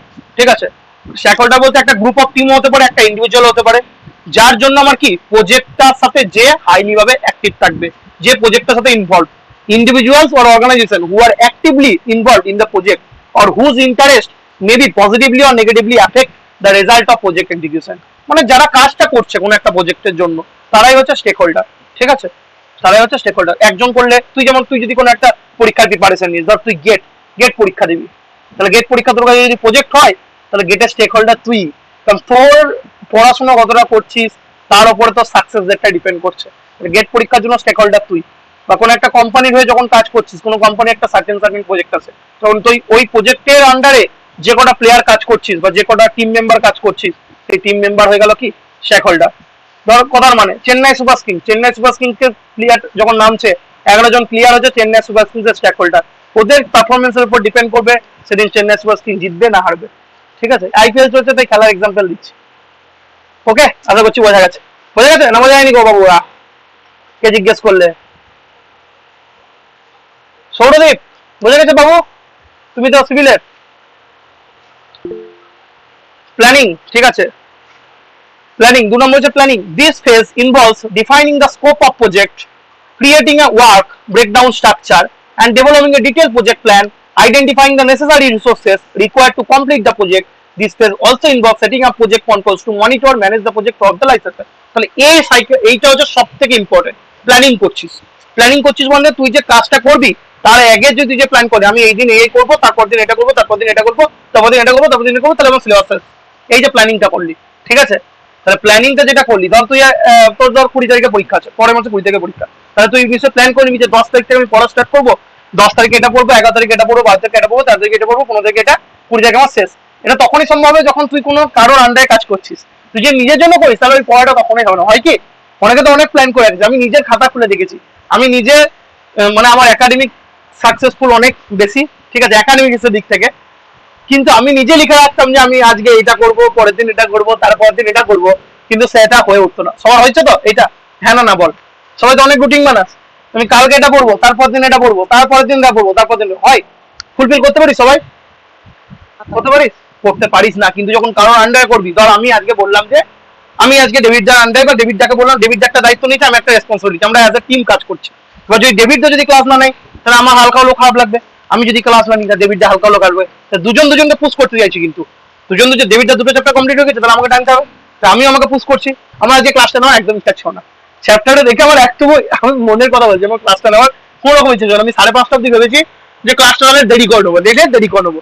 তারপর দেখলাম দেরি করে নিলে তাহলে ভাইদের ক্লাসটা নিতে লেট হয়ে যাবে, তখন বসলাম, বললাম না করতেই হবে, এবং করতে বসে স্টার্ট করলাম। ঠিক আছে, তাহলে ওই জিনিসটা যদি ভেতর বাইরে থেকে একটা চাপ থাকে তবেই কিন্তু তুই প্ল্যানিং যেটা করবি সেটা ঠিকঠাক করতে পারবি। ধর প্ল্যানিং করলে এটা করবি, এটা করবি, এটা করবি, বাইরে যে ফ্যাক্টরটা, ধর গার্লফ্রেন্ডের বিয়ে হয়ে যাবে, এটা যদি ফ্যাক্টর হয়ে দাঁড়ায়, তুই যদি ভালো করে না পড়িস এবং ওই এক্সামটা না ক্র্যাক করতে পারিস, তাহলে তোর গার্লফ্রেন্ডের সাথে অন্য কারো বয়ফ্রেন্ডের বিয়ে হয়ে যাবে, তোর গার্লফ্রেন্ডের সাথে অন্য কারো বয়ফ্রেন্ড। ঠিক আছে, এটা মাথায় রাখিস। এইরকম যদি কেস হয় তখনই কিন্তু তুই যে প্ল্যানিংটা করেছিস সেটা ঠিকঠাক এক্সিকিউট করবি। তাহলে যখন কোনো কোম্পানির আন্ডারে কাজ করবি, কোনো একটা কোম্পানির আন্ডারে, তাহলে কোম্পানি তোকে এমনি এমনি পয়সা দেবে না। কোম্পানি যদি 15,000 টাকা দেয় তা তোকে যে 15,000 টাকার কাজ বুঝে নেবে, তবেই কিন্তু দেবে। ঠিক আছে, তা তোর প্ল্যানিং নষ্ট হলো, কিন্তু কোম্পানির ওটা প্ল্যানিং, তা তোকে এটা করতে হবে। তাহলে এই যে প্ল্যানিংটা করছি কোনো একটা অর্গানাইজেশন প্রজেক্টে, তাহলে যে প্ল্যানিংটা করা হয় সেটাকে এক্সিকিউট করতে হবে। তাছাড়া যে আছে কন্ট্রাক্টর আছে, যে আছে সে গাল দেবে, ঠিক আছে, যে তোমার এতদিনে কাজ করার কথা ছিল, তুমি করতে পারো না, তোমাকে আর পরবর্তী প্রজেক্ট দেবোই না, কোনো টেন্ডার তোমাকে দেবোই না, তুমি দৌড়ে বেড়াও, তোমাকে কোনো টেন্ডার দেওয়াই হবে না, তুমি তো কাজই করতে পারো না, তুমি তো পরপর লেকচার দাও। তো সেরকম কিছু গল্প লেকচার হতে, ধর আমি তোদেরকে আজ অব্দি 10 দিন পড়াচ্ছি, 4th সেমিস্টার 5th সেমিস্টার সব কিছু পড়েছিস, ইফেক্টিভলি সিলেবাস শেষ করি, সাজেশন দিয়েছি, কমন এসে বলেই তোরা আমার কাছে আবার 6th সেমিস্টার অ্যাডমিশন নিয়েছিস। আমি যদি লেকচার দিতাম 4th সেমিস্টার সব পড়ে না পড়তাম, 5th সেমিস্টার তোরা কেউ আসতিস আমার কিছু পড়তে, কেউ আসতে পারতিস না। আমি যেটা প্ল্যান করেছিলাম সেটা এক্সিকিউট করেছিলাম বলেই আজকে পড়তে এসেছিস। তো সেম গল্প হচ্ছে এখানেও, ঠিক আছে, সেম গল্প হচ্ছে এখানেও, আশা করছি বোঝাতে পেরেছি। তাহলে সেটাই প্ল্যানিং যেটা করবো, প্ল্যানিং কেন করবো না, আমার যে আপকামিং যেটা জার্নি সেটাকে পুরোপুরি ঠিকঠাক ভাবে যাতে চলে সেটাকে করার জন্য আমি প্ল্যানিংটা করবো, সেটাই লেখা আছে প্ল্যানিং এর গল্পটা, আশা করছি বোঝা গেছে। এক্সিকিউশন এবার হচ্ছে সেই জায়গাটা, প্ল্যানিং তো করে ফেললি যে আমি এই করবো, ওই করবো, সেই করবো, এবার সেটাকে কাজে করার হচ্ছে এক্সিকিউশন। তো বলে দিয়েছি যে আমি আজকে 200 পাতা পড়বো, লেখা আছে যে 200 পাতা পড়বে সুমন, এই 200 পাতা পড়বে সম্বিক। এবার এক্সিকিউশন টাইমে সম্বিক বলছে আর গরম ভালো লাগছে না, 100 পাতা পড়বো। তাহলে এই এক্সিকিউশন স্টেজটা হচ্ছে সব থেকে বেশি ইম্পর্টেন্ট। এই 4টে স্টেজের মধ্যে সব থেকে বেশি যদি ইম্পর্টেন্ট স্টেজ হয় সেটা এক্সিকিউশন, কারণ এটা হচ্ছে সব থেকে টাফ টাইম, এই জায়গাটাই তোকে কাটতে হবে। ঠিক আছে, তো লেখা আছে দেখ, the execution phase involves carrying out the activities defined in the project plan. This involves implementing the project plan, managing the resources and carrying out the activities to complete the project. যা যা plan করেছিলি সেই accordingly রিসোর্সকে কাজে লাগানো দিয়ে কাজটাকে করার ব্যাপারটা হচ্ছে execution. During this phase it is essential to manage and monitor the project performance and make any necessary adjustment to ensure that project stays on track. এবং যদি কোন রকম আমার এক্সিকিউশনে গন্ডগোল হয় সেটাকে জন্য ঠিকঠাক যে অ্যাডজাস্টমেন্ট করা সেটা করতে হবে। ধর কেউ একজন অসুস্থ হয়ে পড়লো, তার জন্য আবার একটা আমাকে লেবার খুঁজতে হবে যে ওই কাজটা করতে পারবে। তাহলে যদি এক্সিকিউশনে কিছু ভুলও হয়ে যায় তাহলে সেটাকে আমাকে ঠিকঠাক পথে আনতে হবে এক্সিকিউশন স্টেজে। প্ল্যানিং এ একটা করলেই ধর প্ল্যানিং এ ঠিক করলে যে শ্রমিক এই কাজটা করবি, এবার শ্রমিক বললো না দাদা আমার গার্লফ্রেন্ডের বিয়ে হয়ে যাচ্ছে, আমার খুব মন খারাপ, আমি এখন ভাঙ খেয়ে পড়ে থাকবো, তাহলে আমাকে তো শ্রমিকের জায়গায় অন্য কাউকে আনতে হবে, সৌরদীপকে আনতে হবে যে কাজটা করে দিতে পারবে। ঠিক আছে, হ্যাঁ একদম তোর জন্যই বললাম, কারণ আছে। তাহলে এবার এটা করতে হবে, তাহলে সেই এক্সিকিউশনটা তাহলে মাঝ পথে তোকে সেই এক্সিকিউশনটা করতে হবে যাতে কাজটা অন টাইম ঠিক হয়, শেষ হয়। ঠিক আছে, এবার লাস্ট দিয়ে হচ্ছে টার্মিনেশন, মানে শেষ। This is the final phase of a project life cycle where the project is close down. এখানে প্রজেক্ট এন্ড হয়ে গেল। It involves completing all remaining activities such as finalizing project documentation, releasing the resources and conducting a post project review to evaluate the project success. তারপর আমি কি করলাম, project complete হয়ে গেল, প্রজেক্টে যে ডকুমেন্টেশন সব রেখে দিলাম, যে রিসোর্স গুলো এক্সট্রা পড়ে আছে সেগুলোকে রিলিজ করে দিলাম, মানে দিয়ে চলে এলাম। আর আমার একটা রিভিউ দিয়ে নিলাম যে আমি প্রজেক্টটা কতটা সাকসেস পেলাম বা দাদা ভয়েস ক্লিয়ার আসছে না। ভয়েস কাদের ক্লিয়ার আসছে না, যাদের ভয়েস ক্লিয়ার আসছে না তাদের হয়তো নেটওয়ার্ক স্লো, কারণ আমার ইয়েতে পড়ে, আমি কি বলে এই দেখতে পাচ্ছ আমার রাউটারে পড়াই। ঠিক আছে, যাদের ভয়েস ক্লিয়ার আসবে না আমি বলেছি যে নেটওয়ার্ক স্লো হবে। ঠিক আছে, আশা করছি এবার ক্লিয়ার আসছে। নিউমেরিক্যাল আছে ভাই সন্দীপ, প্রথমে বলে দিয়েছি ক্লাসটা রেকর্ডিং দেবো, রেকর্ডিং দেবো তখন বলবো, অলরেডি বলে দিয়েছি। তাহলে এই যে হলো আমার প্রজেক্ট, তাহলে overall the project life cycle provides a framework for project managers to plan, execute and monitor project effectively. Plan করা, এক্সিকিউট করা আর মনিটর করা কোন একটা প্রজেক্টকে, সেটা হচ্ছে আমার প্রজেক্ট লাইফ সাইকেলের কাজ। By breaking down the project, মানে সিঙ্গেল সিঙ্গেল ভাগ করে দিস 4 পেজেস, যে 4টা ফেজ বললাম কি কি, কনসেপচুয়ালাইজেশন, প্ল্যানিং, এক্সিকিউশন আর টার্মিনেশন। এই 4টের মাধ্যমে কি কোন একটা প্রজেক্টের অ্যাক্টিভিটিসকে আমি ম্যানেজ করতে পারবো, তার রিসোর্সকে ঠিক করে কাজে লাগাতে পারবো এবং স্টেক হোল্ডারকেও কাজে লাগিয়ে প্রজেক্টের লাইফ সাইকেলকে এনশোর করবো, ensuring that the project achieves its objective and deliver the expected benefits. এটা আমি যদি করি তাহলে আমার প্রজেক্টটার যেটা অবজেক্টিভ, মানে যার লক্ষ্য, সেই লক্ষ্যটাকে অ্যাচিভ করবে এবং কি যেটা আমি প্রজেক্টে বেনিফিট আশা করেছিলাম সেই বেনিফিটকেও ডেলিভার করবে। তাহলে এইটা হয়ে গেল আমাদের first chapter of project management. ঠিক আছে, ইউনিট 1 ডান এন্ড ডাস্টেড। এই চ্যাপ্টারটা যারা যারা কেউ একদিন জিজ্ঞেস করলে দাদা তোমাদের কোনটাই কি নিউমেরিক্যাল থিওরি আছে, আমি বলে দিয়েছি। ইউনিট 1 এ পুরোপুরি ইউনিট 1 এটা থিওরি প্লাস নিউমেরিক্যাল, ইউনিট 2 এটা থিওরি প্লাস নিউমেরিক্যাল, ইউনিট 3 পুরোপুরি থিওরি। প্রজেক্ট ম্যানেজমেন্ট যেটা পড়িয়ে দিলাম পুরোপুরি থিওরি। আচ্ছা লেখা হয়নি এখানে, এটা পুরোপুরি থিওরি যেটা পড়িয়ে দিলাম আজকেই একদিনেই। ইউনিট 2 তে আছে থিওরি প্লাস নিউমেরিক্যাল, ইউনিট 3 তে পুরোপুরি নিউমেরিক্যাল প্লাস থিওরি, নিউমেরিক্যালটা বেশি এখানে। ঠিক আছে, আর কি কি প্যাটার্ন আছে না আছে সব বলে দিয়েছি। তো ভাই একটু রেকর্ডিংটা দেখে নিও। ঠিক আছে, কারো কোনো ডাউট থাকলে বলো, কারো কোনো ডাউট থাকলে বলো, কারো কোনো ডাউট আছে এত অবধি? একটা ইউনিট কমপ্লিট হয়ে গেল কিন্তু প্রজেক্ট ম্যানেজমেন্ট, একটা ইউনিট ডান এন্ড ডাস্টেড। কারো কোনো ডাউট, কারো কোনো দুবিধা বলতে পারো, অসুবিধা? এনিওয়ান? No one? টার্মিনেশনটা আরেকবার বলে দিন। টার্মিনেশন বলতে প্রজেক্টের কাজ শেষ হয়ে গেল। ঠিক আছে, এবার প্রজেক্টের কাজের পরে তো কিছু ম্যাটেরিয়াল বেঁচে গেছে, সেই ম্যাটেরিয়ালগুলো কি তুই রেখে দিবি না ফেরত পাঠাবি? বল। ধর তুই যখন একটা বড় প্রজেক্ট করবি তখন অনেক ধর সিমেন্ট বালি পাথর বেঁচে গেছে, তাহলে তুই যার কাছ থেকে নিবি তার কাছে বলবি নিশ্চয় যে যে আমার যদি ম্যাটেরিয়াল বেঁচে থাকে আমি ফেরত দেবো, ফেরত দিবি তো? হ্যাঁ না না, হ্যাঁ না না বল। হ্যাঁ ফেরত দেবো। ঠিক আছে, তো সেটাই ফেরত দেওয়ার গল্পটা, মানে ফেরত দেওয়ার গল্পটা যেখানে করবি এক্সিকিউট করবি সেটা হচ্ছে টার্মিনেশন। ঠিক আছে, তারপর ধর আমার যে প্রজেক্টের কাজগুলো হলো, যে যে স্টেপগুলো ফলো করলি সেই ডকুমেন্টগুলোকে এক জায়গায় রেখে দিলি, যে আমার এইরকম একটা প্রজেক্ট হলো এই স্টেপ ফলো করলাম, পরবর্তীকালে যদি সেম প্রজেক্ট হয় সেই গাইডলাইনে যাবি, তাহলে যে প্রজেক্টের ডকুমেন্টেশন সেটা রেখে দিবি, তাহলে এটাও টার্মিনেশন পার্টে পড়লো। বোঝা গেল টার্মিনেশন পার্টের মধ্যে কোনগুলো পড়ছে? এবং আলটিমেটলি প্রজেক্টের তুই যেটা এম করেছিলিস যে আমি এই সাকসেস পাবো, সেই সাকসেসটা আদৌ পেলি কিনা সেটা রিভিউ করে দেখা, সেটাই হচ্ছে টার্মিনেশনের মধ্যে পড়ছে। কাজ শেষ হয়ে যাওয়ার পরে পুরো জিনিসটাকে ওভারঅল দেখে নেওয়ার ব্যাপারটাই হচ্ছে কি টার্মিনেশন। বোঝা গেল অসীম? তুমি তো সিভিল। হ্যাঁ দাদা বোঝা যাচ্ছে। ওকে ঠিক আছে, তো আমাদের আজকে তাহলে প্রজেক্ট ম্যানেজমেন্টের একটা চ্যাপ্টার কমপ্লিট হয়ে গেল, পরের দিন ইকোনমিক্স পড়াবো। ঠিক আছে, আজকে এতটাই থাক, আমার এরপর আবার ক্লাস আছে। ঠিক আছে, তো আজকে এতটাই থাক। 8:30টায় যদি ক্লাস টাইম আছে, ঠিক আছে মাথায় রাখবি 8:30টায় ক্লাস টাইম আছে। আমি যদি পারি আর একটা উইকে ক্লাস নেবো। ঠিক আছে, আমি যা দেখছি যদি হয় ইকোনমিক্সের একদিন পড়াবো, প্রজেক্ট ম্যানেজমেন্ট একদিন পড়াবো, তাহলে আমাদের ওই ধর পরের মাসের মধ্যেই সিলেবাস শেষ হয়ে যাবে, মানে মেতেই কমপ্লিট হয়ে যাবে এরকম ব্যাপার। আমি যদি পারি আর একটা ক্লাস দেওয়ার চেষ্টা করবো এই উইকের মধ্যেই, যেখানে ইকোনমিক্সের ফার্স্ট চ্যাপ্টারে পড়াবো। এইটুকু নোটস যেটুকু সিলেবাসে দিলাম সেটুকু পর, আমি কাছে আর একটা নোটস আছে দেখ, সেটা কিন্তু এক্সট্রা আছে, তো সেই নোটসটাও দেখে দিয়ে দেবো, হালকা করে দেখে যাস তোরা। আমার কাছে আরো একটা নোটস আছে যেটা অ্যাকর্ডিং টু সিলেবাস নয়, শুধু ইউনিট 1 এর ওপরেই বানানো। কোথায় গেল? এই প্রজেক্টের ডেফিনেশন কঠিন করে একটু আছে। ঠিক আছে, প্রজেক্টের ক্যারেক্টারিস্টিক কিন্তু এটা সিলেবাসে নেই। প্রজেক্ট পারফরমেন্স ডাইমেনশন এটাও সিলেবাসে নেই। প্রজেক্ট লাইফ সাইকেলটা সিলেবাস আছে, এখান থেকে চাইলেও দেখতে পারিস, আমি যেটা করলাম সেটা থেকেও দেখতে পারিস। আমার যেটা করলাম সেটা থেকেই দেখবি, কারণ খুব সোজা, ক্লাসিফিকেশন প্রজেক্ট এখান থেকে দেখতে পারিস। তো দুটো নোটস আমি প্রোভাইড করে দেবো, তোরা যেটা খুশি একবার পড়ে নিস। তোরা একবার যেটা সিলেবাস আছে সেটা পড়ার পরে যদি মনে হয় এগুলো দেখবো তাহলে দেখতে পারিস, ঠিক আছে। এখানে এক্সট্রা একটা টার্মই আছে যে ক্যারেক্টারিস্টিক অফ প্রজেক্ট, একটা প্রজেক্টের কি কি ক্যারেক্টারিস্টিক হতে পারে। তারপর দেখে নিস যেটা আমি পড়ালাম যে প্রজেক্টের ক্যারেক্টারিস্টিক মধ্যে যেটা হচ্ছে ইয়ের মধ্যে পড়লো কি মধ্যে প্রজেক্ট ম্যানেজমেন্টের মধ্যে, তো হালকা করে একবার দেখে নিস। এই নোটসটা আমি প্রোভাইড করবো, দুটো নোটস রেডি আছে ইউনিট 1 এর উপর, দুটো একবার দেখে নিস, ঠিক আছে। তো যেটা সোজা হবে আমার মনে হয় যেটা বানিয়েছি সেটাই সোজা লাগবে, তো এটাই পড়িস। এই যেটা দেখে দেখ পড়ালাম এটাই পড়িস, এটাই সোজা লাগবে, ঠিক আছে। এটাই সোজা, ওটা কঠিন, ওটা আমি পড়েই তো তারপরে ইয়ে করেছিলাম।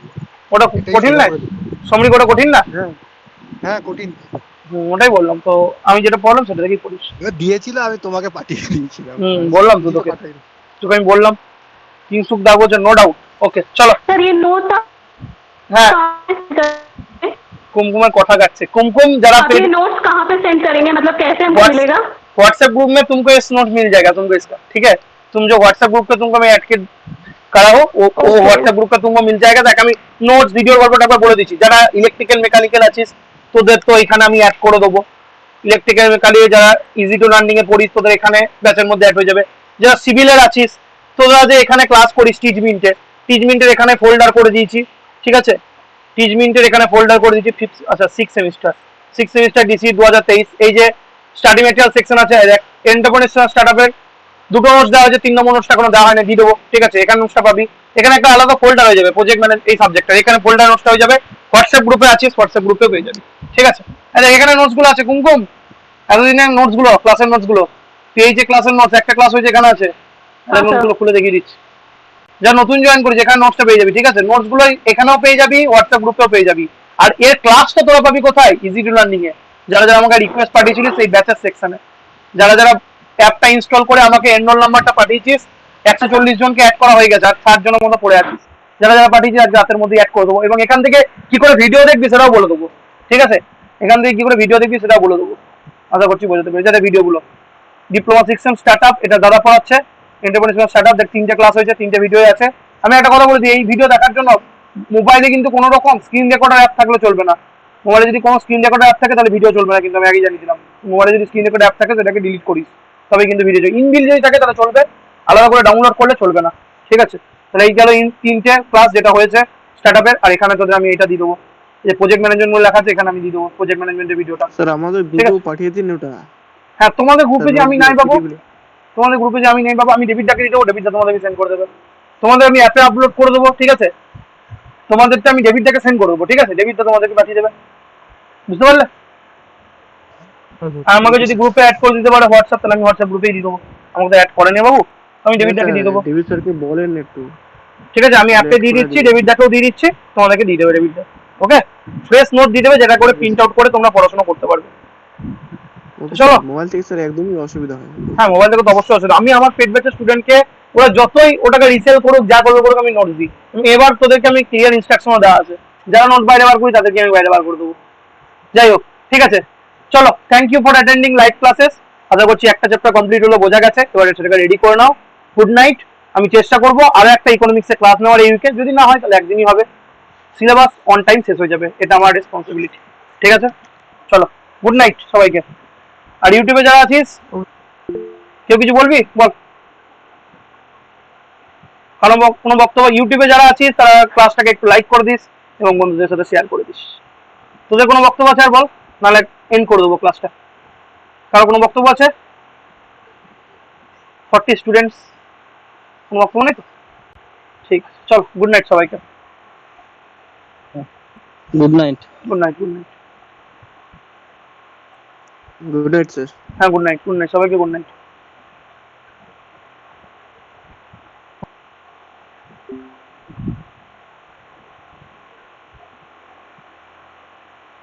যারা ইউটিউবে দেখছিস তাদের জন্য বললাম, তারা যদি কেউ আমার 6 সেমিস্টারের পেড ব্যাচে কোর্সে এনরোল করতে চাস তাহলে এনরোল করে নিবি। 6 সেমিস্টারের ক্লাস কিন্তু চলছে।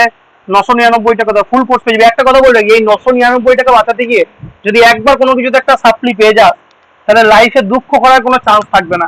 1 বছর কোনো জেইর পরীক্ষায় বসতে পারবি না, মাথায় থাকে জানো।